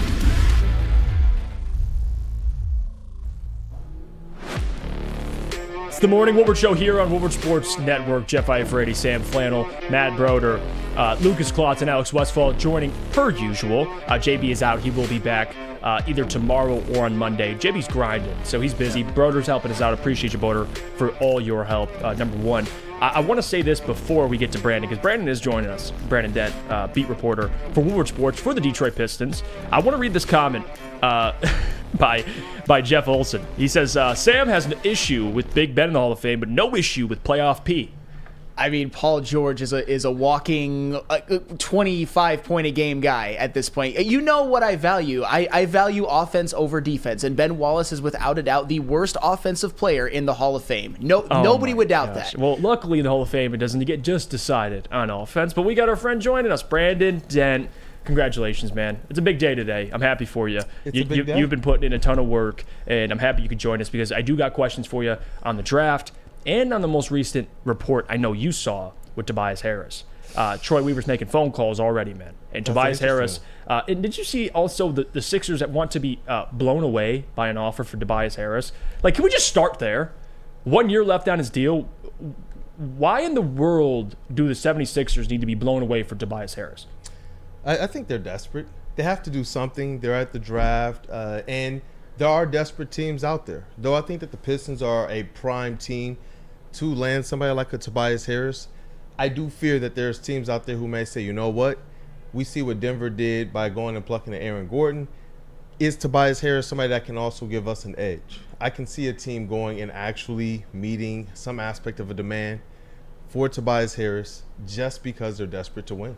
I can see it, especially right before this CBA. Yeah, and again, you heard Troy talk yesterday about just really his philosophy in the draft, and it is, I'm not bunting, it's home run, I'm going for the long ball. You look at the draft today, and the odds have been changing. Obviously, the 5th pick, there's so many different players, and now recently it seemed it was Cam Whitmore, now it's Jarris Walker, now it's Asar Thompson. Like, I want your thoughts on the possibility that Asar could be a Detroit Piston. I actually like it. Because he fits kind of what Troy was talking about, boom or bust. He seems like that kind of prospect. Look, Jeff, that's what we've been covering, I think, with the Thompson twins all along, is that if you are in a position, if you're not starting that number 5 pick, which, shout out to Rod Beard of Detroit News, he doesn't believe that whoever the Pistons pick at 5 is even going to start. Then I always lean towards, let's look at somebody with potential. So I love Jarris Walker. I love Taylor Hendricks and what they bring to the table in terms of being able to contribute right away. We believe they can based on what they did in college. But with Asar Thompson, he was the prospect that I believe fit that one tool that, Troy Weaver said we were missing. Now, obviously, the shooting has to come along. But I believe that he's the type of a player who his shot will come along in the NBA. He's already showing some improvements. I like him, man, if he's the pick at 5. And I think if he's a pick at 5, then the home run is Troy trading back into the first round or the lottery rather than trading down from that 5th pick to get multiple other shots in this first round. Yeah, Brandon, I'm good to have you back again, by the way. 2 days in a see row you, bro. of Detroit Kool-Aid. I love it. So we obviously know that last year and the year before, the Detroit Pistons had a good draft. We came in the next day in a celebratory mood. I think we would all in this room agree with that. What would it take for us to be in a celebratory mood tomorrow in your eyes? I think multiple first-round picks. I think that's what people want to see, is what we've gotten used to with Troy Weaver, except for, obviously the Cade Cunningham draft. But, hey, we got the number 1 pick, and we also got Isaiah Livers. If he comes away with multiple first-round picks, which, I don't know, man, at least I know that in his press conference, the pre-draft press conference, he kind of got us all thinking that. I had Mike Curtis on the pod yesterday. Shout out to Mike Curtis. Go and check that out if you haven't on Woodward Pistons. But he also kind of gets an inkling that there may be more than one first-round draft pick, and it's going to be some of these or a couple of these players that are some of our favorites. If he does something like that, I think that we are going to be very happy. We're going to be thinking about the prospects of the augmentation around these players, and to know if we got 1, 2, or even 3 players that we can plug into this rotation, even off the bench, that now we can go and use our cap space, and the way that Troy can get down and dirty with the, on the trade market and really put the right vets on this team. Like, I'm kind of excited. I'm excited. And what about the possibility of, and also trading back? Because I'm with you. If you look at the scenarios the Pistons are in and what Troy what could happen with Troy, trading back from 5 to maybe 7, 8, whatever the range is, and getting another first-round pick. Am I crazy for saying I'd rather just stay at 5 and you get the pick of the litter? Troy gets to pick his guy, and we could just move on. I think your proposal of trading back into the first round is more ideal for me. It's just better for me. I'd rather stay at 5 than trade back, because, again, then you lose control of the board, and you don't get who you prefer, and I think that's important for Troy. Yeah, it is. When I look at the draft and I continue to look at it, I realize it's split into several different parts. Yeah. And if you can get one of these guys in that 5 to 9 range, I say go on ahead and get them. Unless Utah is giving you those 2, first-round picks, I don't really see a necessity or a need to move down. And if you believe that Asar Thompson is that home run pick, if you believe that Taylor Hendricks or Jarris Walker is that two-way, the phenomenal two-way, that's going to be the Scotty Barnes, picked lower than some of the guys with hype, but is contributing to a squad in ways on both ends of the court with defense and rebounding, versatility, and all of these things, you stay at 5. You have to take that player, especially since you have the assets to move back into the first round. If he didn't have the assets, then yeah, you have to, honestly, the best thing business-wise would be to move down. But when you have guys like Bagley, when you know that you have guys like Bojan, I don't even know what Burks' situation is. I don't think it'd be, I feel like business-wise it's better for them to keep Burks, but you still have him. Right. When you have these types of assets that you can trade and get more capital, more draft capital, yeah, man, stay at 5. Get one of those guys that could have been a top 4, top 5, a top 4 pick. take a flyer on him. And I think Asar Thompson is that guy. Now, for Troy Weaver, me and Sam kind of talked about this at the beginning of the show, and Sam has a question for you afterwards, but I want to ask you about Troy and the pressure he's under, because I think, you're picking 5, and we went through the stats, the hit versus bust rate at 5, and the percentages roughly since 2010, 30% of players taken in the top 5, or at 5, made the All-Star team, about 30% since 2010, and since 1990, it's about 36%. Of that 5th pick being an all-star. In your opinion, how important is this? Because I know Monty, for me at least, I think you would agree, besides Cade, most important decision, I think this 5th overall pick is up there too. Like, you have to hit on this pick. If you look back in a year or 2 from now and you see an all-star at 7, at 9, at 11, wherever, I think it's going to be a problem for Troy Weaver. Because, again, I don't think Troy's on the hot seat. But, again, in this window the Pistons are in right now, you got to get talent, period. And if they botch this 5th pick, what does that mean for Troy Weaver? How much pressure is he under? For the type of GM that Troy bills himself as, and he talked about it at his press conference as well, he prides himself on knowing talent, whether he has a top draft pick or not. And we've seen him go and make some good value picks. If he flubs this 5th pick, I do think that that's a hit on the record. We're talking about the opportunity to trade down and get multiple picks. If you flub that, that's what's going to be on everybody's mind. The first draft where, we say, hey, with Killian Hayes, and that Tyrese Halliburton miss, we kind of give him a pass on that because of everything that came after that. But sitting here right now, knowing that you had the injury year last year, it's a lot more pressure to get this thing right. Terry Foster brought up something really, really interesting. I do believe that Cade Cunningham loves Detroit. But how long is he going to sit here and wait for the Detroit Pistons to get to winning? Right. So, get this 5th pick right. I do believe he will get it right. I don't think that it's going to be difficult to get this one wrong. With the players that are there, they all kind of have like the similar height. We believe that they're going to play a similar position and a similar style. So it's like, I don't believe you can really get this one wrong unless there's a superstar of the bunch, a star of the bunch there. And that's the interesting place there. So, Brandon, you kind of helped sell me on Jarris Walker a little bit yesterday, and then we reacted to a Bleacher Report mock draft in which they had the Pistons taking Jarris Walker at number 5 overall as well. What do you think Jarris Walker's ceiling is as a defender? Because we all know the Detroit Pistons were not a good defensive team last year, and they need help with that. What is Jarris Walker's ceiling as a defender? When I talked about Jarris Walker in January with Steve of Resball Pod, he does a lot of our draft content and coverage on Woodward Pistons, and he's done some stuff with Woodward Sports as well. And Jarris Walker was the guy that honestly caught my attention, as I think he's the most ready to contribute day one on both ends of the court for the Detroit Pistons. And at the time, we all believed that he was the best defensive player out of kind of the Hendricks, the Thompsons and such, and Cam Whitmore. So I feel like with Jarris Walker, man, if the Pistons were able to land him, that he comes in right away and is one of your best defensive players. I just looking at the way he plays defense, he's principally sound. He's not a guy that you have to come in and kind of teach him certain things. Obviously, there are certain NBA wrinkles, but he doesn't look lost on defense. With Duren, we wondered, what is he going to be at the NBA level? But he came in and he showed, well, I have a little bit of instinct as well. And it panned out well. But with Jarris Walker, you can see it.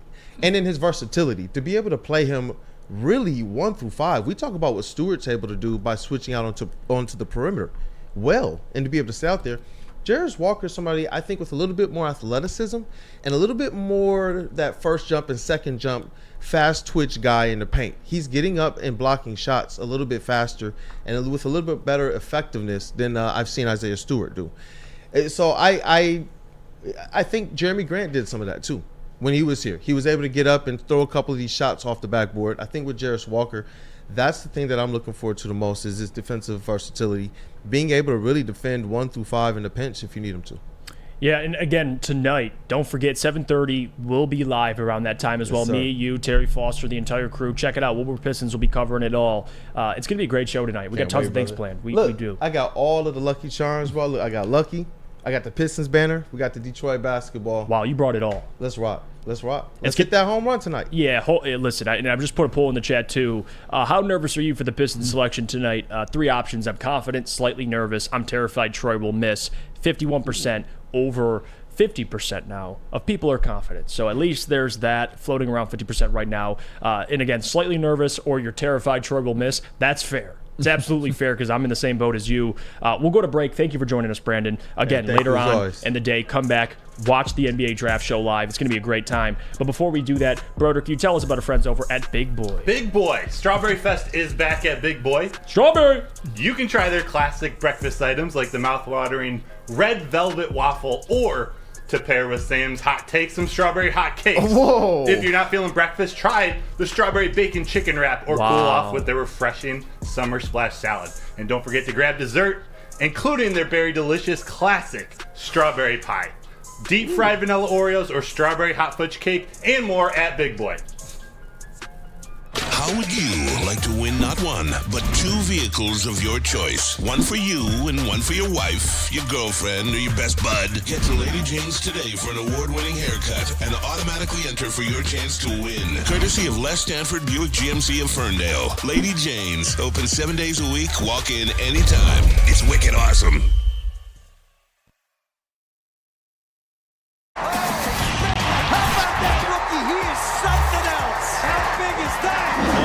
Detroit sports teams live on Woodward.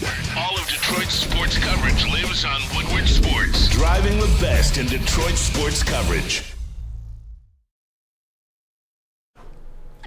We're back. Morning Woodward Show, Woodward Sports Network. Again, guys, if you're watching on our YouTube channel, don't forget, hit subscribe, like the video, show some love. But if you can't watch live, it's all good. You can go back and re-listen to the podcast on any app you use, whether it's Spotify, Apple Music. Leave a 5-star review for Sam Flannel. It's wonderful flannel. And if you're watching on WoodwardSports.com, don't forget to check out the latest news, articles, updates, show clips, and merchandise.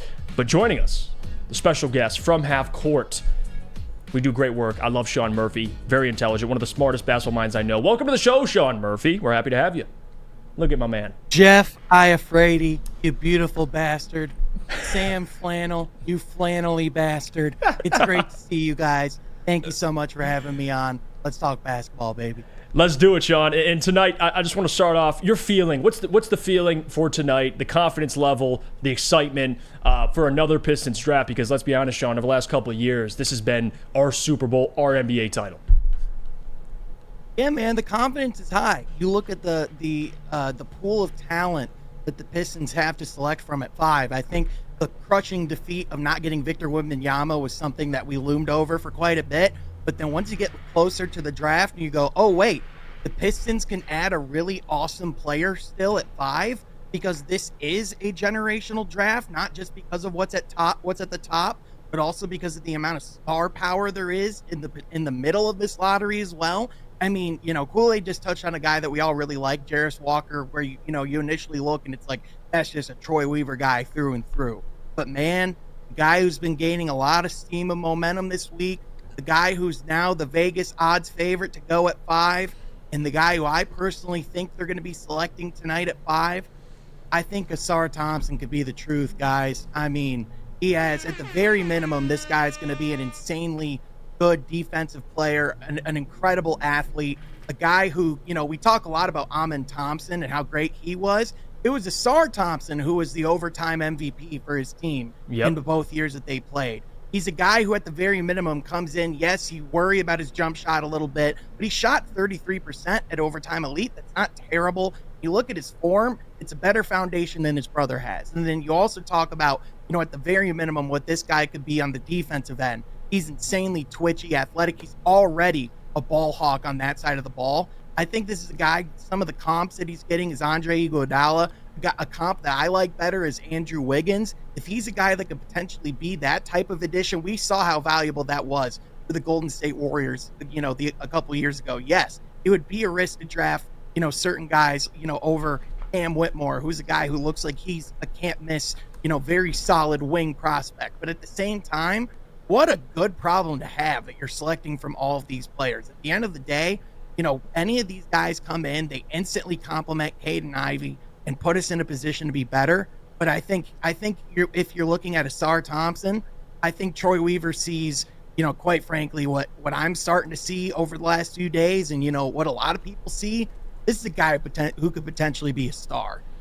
Yeah, and I think it speaks also, Ausar is the perfect, when you listen to Troy's press conference talking about, I don't want to settle for bunts, I want to go for the long ball. I feel like Ausar perfectly aligns with his ideology there, Sean. And again, for Ausar, I know the question marks with his shot are legit, but in the postseason, he for overtime elite, he did shoot a lot better on multiple attempts. He shot almost 40%. So at least you see the growth there and the hope there for Ausar Thompson. But I do want to get your thoughts on a couple different players here, because Jarris Walker, you kind of already spoke on him. But is there any prospect that you would be, I don't know if frustrated is the right word, but you'd be very, very cautious with moving forward? Anybody that would bring you as any hesitancy at 5? Or are you okay with multiple guys?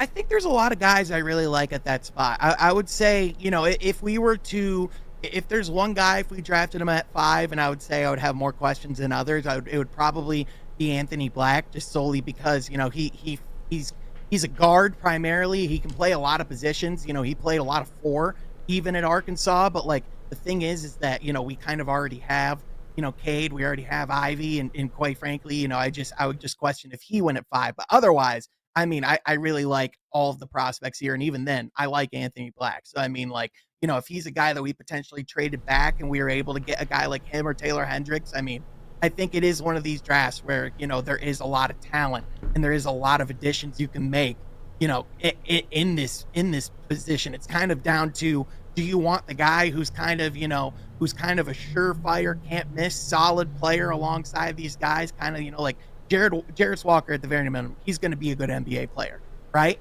Or, like you said, you want to go take the long swing, see if you can get a guy who I think, Ausar at the very minimum could be a solid 3rd or 4th player on the team, but also could be that home run swing as well. That's really what it comes down to. And I personally think, again, I think it's a good problem to have. Yeah, most certainly. Sean Murphy, long time no talk. Good to talk to you again, man. It's good to see you, Sam. Thank you. Thank you very much. So I have a question about Troy Weaver. How much pressure is there on him to, at the very least, get a solid NBA player at the number 5 overall pick? I don't know if there's necessarily pressure for him to get a star, but at the very least, a contributing NBA player that helps this team win. I think there's certainly pressure, and I think tonight is exactly what you brought Troy Weaver in to do. When you talk about the reason why he was brought into Detroit, it was because it was his eye for talent. It was his ability to go get players in the draft who can add to this core. And especially if you look at Detroit's history, we haven't had lottery luck. And even if we had it, we wouldn't have made the right decision, right? But you look at a guy like Troy Weaver, I know we focus a lot on the Killian Hayes miss, but we still got 2 all rookies in that class, and a class, by the way, that was full of misses. The COVID draft, a lot of people don't focus on how much of a cluster that was, but in reality, these guys weren't able to come in and do in-person interviews or workouts. There wasn't a combine. There wasn't even proper college seasons for a lot of these players. I think there was a lot of that process that people don't talk about, and the fact that Troy Weaver still got 2 guys that were solid out of that draft, we'll take that. But on top of that, like you said, there is pressure, but at the same time, I would say, with bringing in guys like Monty Williams, with making the investments that they have over the last couple of years, I think it shows the confidence that Tom Gores has in Troy Weaver. So is the pressure on? Yes. But at the same time, I think this is exactly why Troy Weaver's here. Yeah, and Sean, you see the report, I know you did, and I was a little blown away by the 76ers, and not just Tobias Harris, because again, the Pistons calling the 76ers and possibly potentially acquiring them, that's fine. Tobias Harris is fine. Mm-hmm. The thing I have a problem with, though, Sean, is the 76ers needing to be blown away by an offer for Tobias Harris. Like, what the hell are we doing here? Yeah, that front office has a lot of aspects to it that deserve a 30 for 30 at a certain point, because good Lord, the basketball decisions they've made. I mean, let's remember this is the same Tobias Harris that they chose over Jimmy Butler, who just got the Heat to the finals 2 times. It's a great decision there. But in all seriousness, like I almost view taking on Tobias Harris's contract as a favor, because it is a max deal, and that would actually give the 76ers some cap flexibility. So them wanting the sun, the moon, and the stars for Tobias Harris, hey, to each their own. But that report certainly, that certainly took me aback.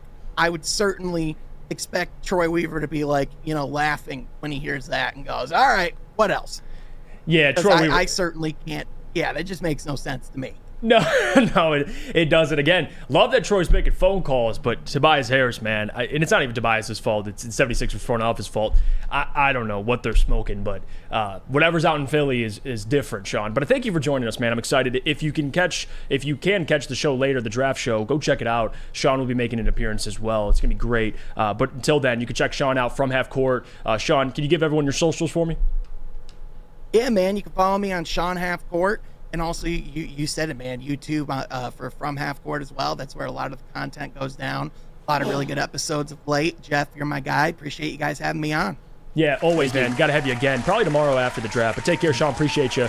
We're going to go to break. Guys, when we get back, again, we're going to do a little What's Trending with Lucas before mailbag. Have some fun here. Chop it up. Before we do that, Sam, could you tell us about our good friends at Swiss Insurance? Swiss Insurance, of course, because it's the only insurance you can go with. Now that summer's here, it is important to make sure you are properly covered. Whether it's a grad party or just a group of people over to enjoy the lake or pool, your liability exposure increases significantly in summertime. Let the Swiss Insurance Group review your coverage and make sure you are protected from an unexpected loss. Check out SwissINS.com or call Mark today at 248-800-4177. That is 248-800-4177. Swiss Insurance. By now you know me, Christina Gennari, as the obvious choice in real estate. And you know my website, soldchristina.com, as your #1 resource for buying or selling your home. Myself, along with my amazing staff, pride ourselves on making your home buying and selling experience a relaxing and easy one. Come see why we are the obvious choice. Christina Gennari at soldchristina.com, the obvious choice in real estate. We are the network for Detroit by Detroiters. Welcome to the Woodward Sports Network.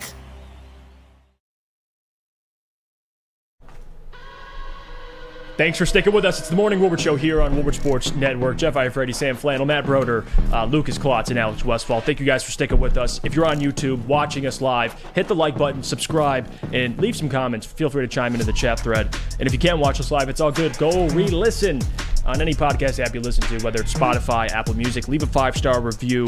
And if you're on WoodwardSports.com, check out our articles, updates on all sports in general. And you can also check out our merch store, which just continues to pump out fire merch and fire designs. You're going to want to look at that. But right now, it's What's Trending with Lucas. But before we get to that, I want to ask you, Sam, because one of the viewers, a viewer of the show, Steven, asked me a question yesterday. And he told me he wanted to ask you this question. And I wanted to actually hear your take on it for Ben Wallace. Is Dennis Rodman a viable Hall of Famer to you? Yes, Dennis Rodman is a viable Hall of Famer for 2 reasons. One, Dennis Rodman is without a doubt the best pound-for-pound rebounder in NBA history. I think we would all agree with that. Oh, yes, we would. And he was a key component in 5 championship teams, Ben Wallace in only 1. I think Dennis Rodman historically is a much better player overall than Ben Wallace. Even without offense. I mean, but even in Detroit, he had a couple years where he was better offensively than Ben Wallace ever was. I saw some double-digit scoring averages, or at least one of them in Detroit.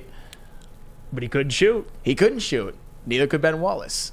But they're both in the Hall of Fame. Offense is what matters the most. In MLB and NBA, offense matters the most. Yeah, I just wanted to have Sam's take on that. But Lucas, it is What's Trending with Lucas. What do you got for us? So there's some news breaking out of Miami. If you haven't seen it already, Tyreek Hill is now being charged with, it says, Miami police have completed their investigation with Dolphins wide receiver Tyreek Hill, and at this time, this was 15 hours ago, there's no charges, and now it was announced 22 minutes ago that the dude is now pressing charges. Hill boarded a boat without permission, leading to an alleged incident where it was a battery, and boat employees said that Hill said that I can buy you and the boat before authorities were called, so I'm pretty sure that's what got dude to finally push the envelope with the charges. So I don't know what this means long term, but right now, Reek could be in some legal trouble. Yeah, it feels like it's a little case of little man syndrome. I mean, you're 5'9" and you're upset. I get it, 5'8", and he's upset, and he clearly felt the need to take his anger out on what it was a yacht club. A yacht club employee. I'm assuming, yeah, that's what it was in Miami. And you know what's crazy? Does this affect anything for Tyreek Hill? Probably not. Like, we see this all the time in the NFL. I feel like over the last couple of years and just in NFL history, players can make these types of mistakes. You know, they'll get some flack for about a month, and then it just goes back under the radar. Yeah, Tyreek Hill can bitch slap whoever he wants, apparently. Absolutely, he can, because he is one of the most dynamic players the NFL has ever seen at this point. You know what Tyreek Hill should get charged for? That running back list that he put out yesterday that had Derrick Henry and Gale Sayers in the top 5 of all time. He should get charged just for that, as should Brandon Miller for having Paul George as his GOAT. We should start charging for terrible terrible sports takes. Start calling people stupid. I mean, Tyreek Hill, that top 5 list was stupid. You had Derrick Henry over Barry Sanders. It's terrible. But great topic. I saw that yesterday, and it was the most random storyline I saw because I saw Tyreek Hill posted a video of him fishing, and then he was going to find the sub. That's where he was going. Well, he walked onto a boat. He heard about that. 22 hours left, which, by the way, no air left officially as of like 22 minutes ago too. Yeah, they're out of air. Well, so they're dead. But he was going to get him. Yeah. By the way, that whole submarine stuff, man, in this morning, and they're officially out of air. That's incredibly unfortunate. Like, that's a terrible situation to be alone. Got to be a lot of karma coming for multiple days in the bottom of the ocean in a place where nobody has been to. Like, very rare that anybody can go to the depths that they went to. That's super unfortunate. But regardless, what else we got?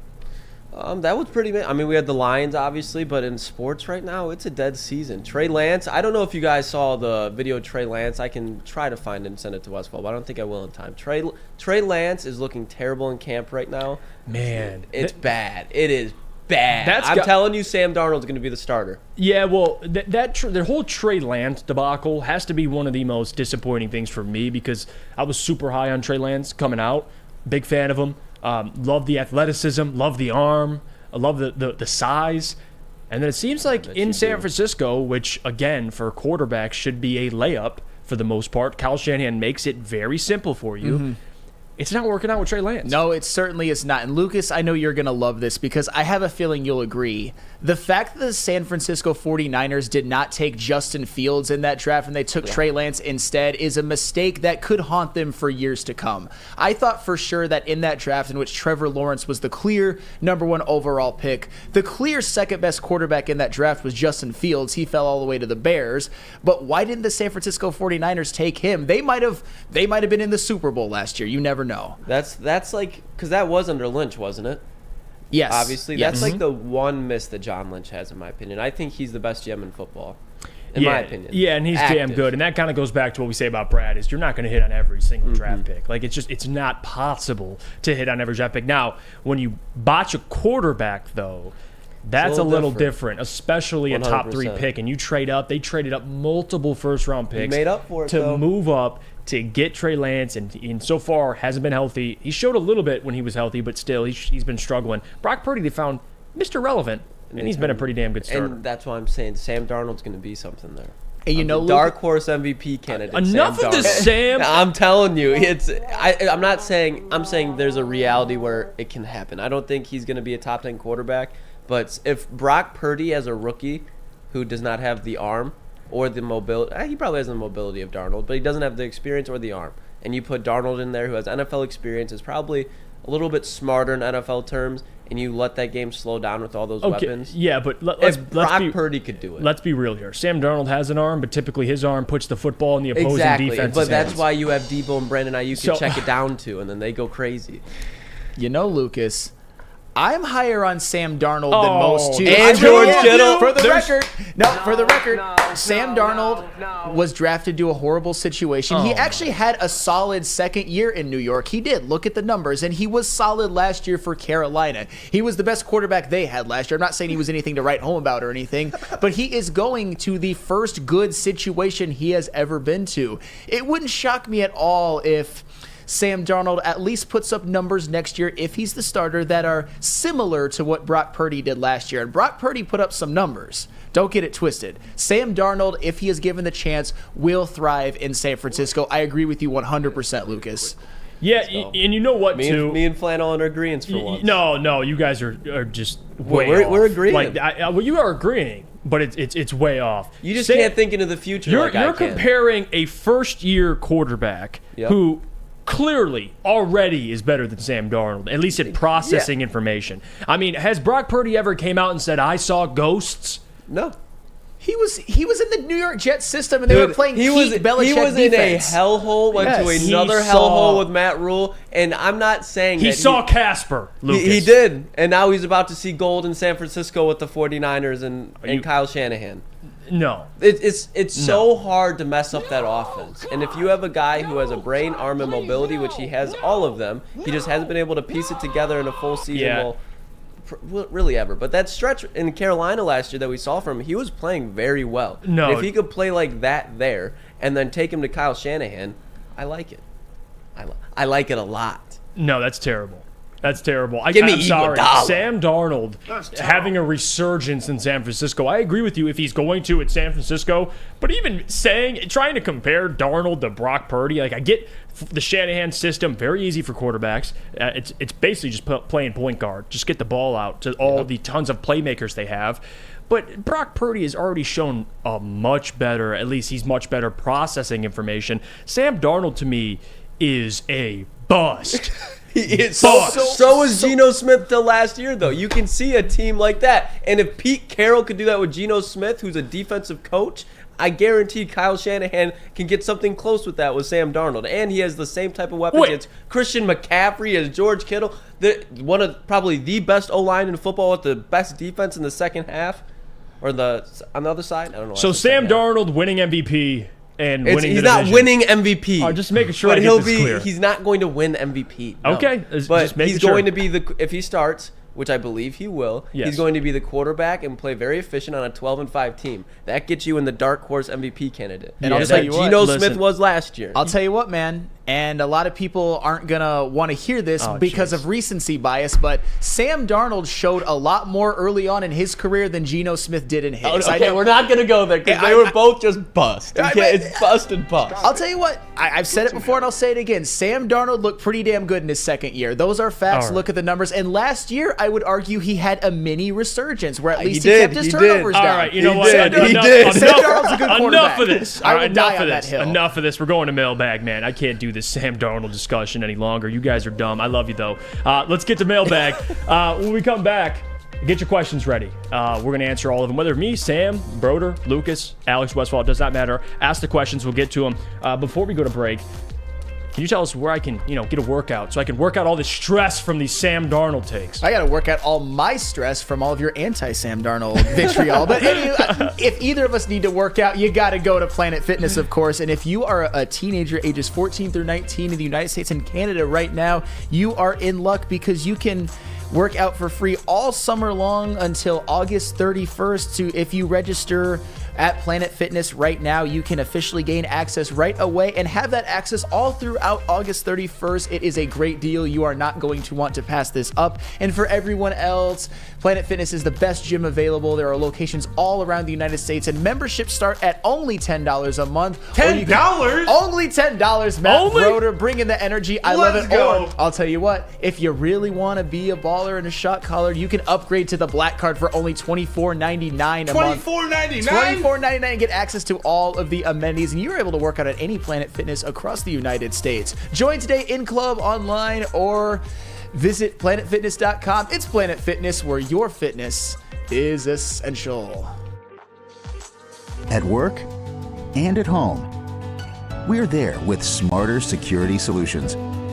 Featuring complete automation with customized alerts and more. For over 90 years, we've been the company that's been counted on to protect what matters most, all with personalized service and care.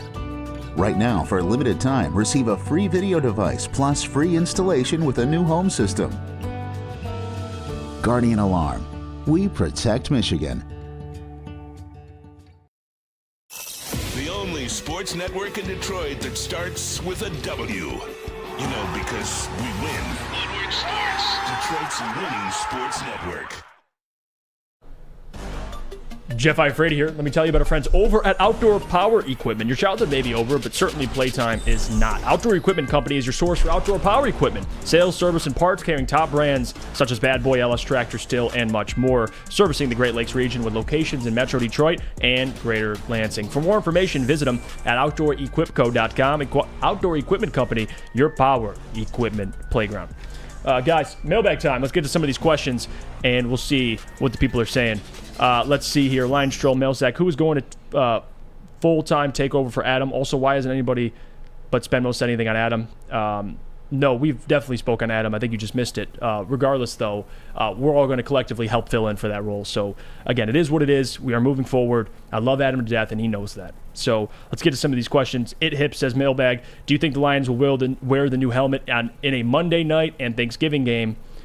In the Monday night and Thanksgiving games. Well, the Las Vegas Raiders is a Monday night game. It is a Monday night game. The Thanksgiving game is not the Minnesota Vikings. I would assume so. So that date isn't announced yet. I don't think they're wearing it on Thanksgiving, though. It's unconfirmed. As of right now, it's not confirmed. So until it is confirmed, let's just roll with no. That'd be sweet, though. It would be. Let's see. Let's get some of these comments, too. And again, guys, let's see here. And don't forget, like the video, subscribe if you haven't already. Just to say that again, because I know a lot of people who do watch the stream do not like the video. There's over 500 of you, so please hit that like button. Support the show. Let's see. John Lord says, mailbag, since Adam's gone, is it Jeff versus Flannel in the Woodward Olympics? And who is the Madden King in Woodward? Well, Adam, we didn't really get to the race, which is fair. Hey, I get it. It's all good. Me and Sam will not be racing. Sam, I would assume you do not want to race. The Woodward Olympics.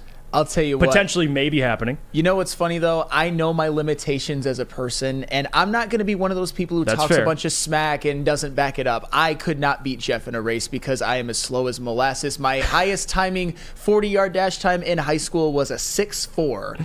So wow. One of the worst athletes in the building, no doubt about it, me. You know what? It's okay, Sam, because we don't need you to run in the show, luckily. Appreciate it. So this question here I want to get to. Brian asks, mailbag, if Scoot goes at 2, do the Pistons trade Bojan and 5 for Reddish and 3?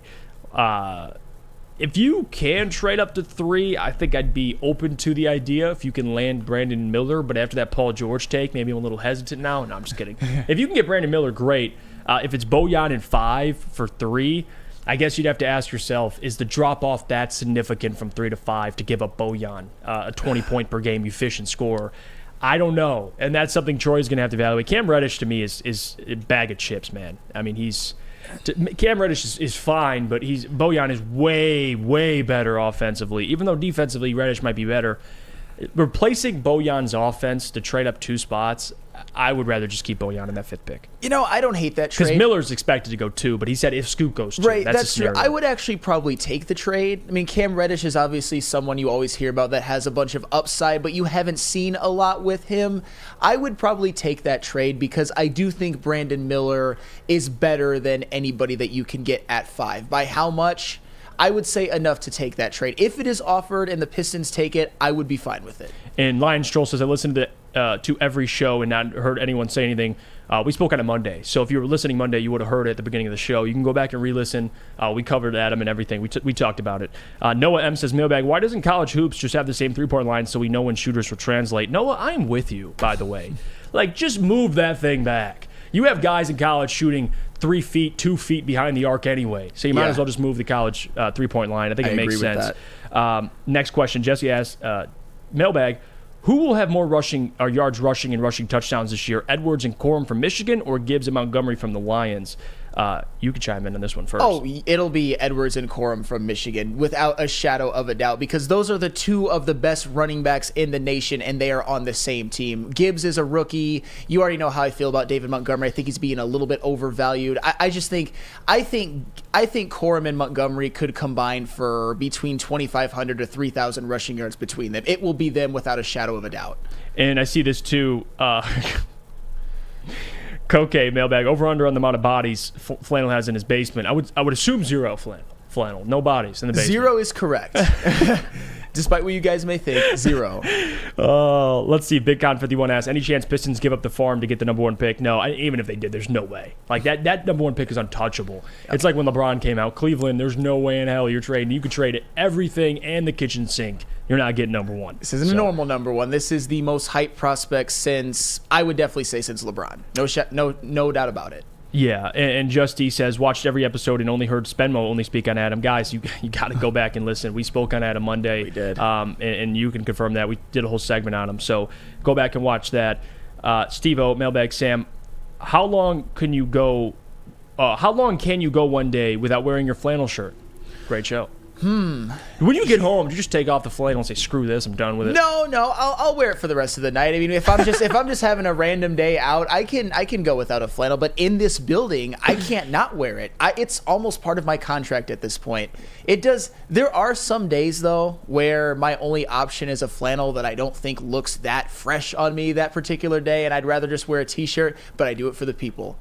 And so every day I'm here, flannel. But at home, I don't always wear one. Harry Camper. Harry says, Lou Whitaker, Hall of Famer, Sam Flannel. You're the gatekeeper.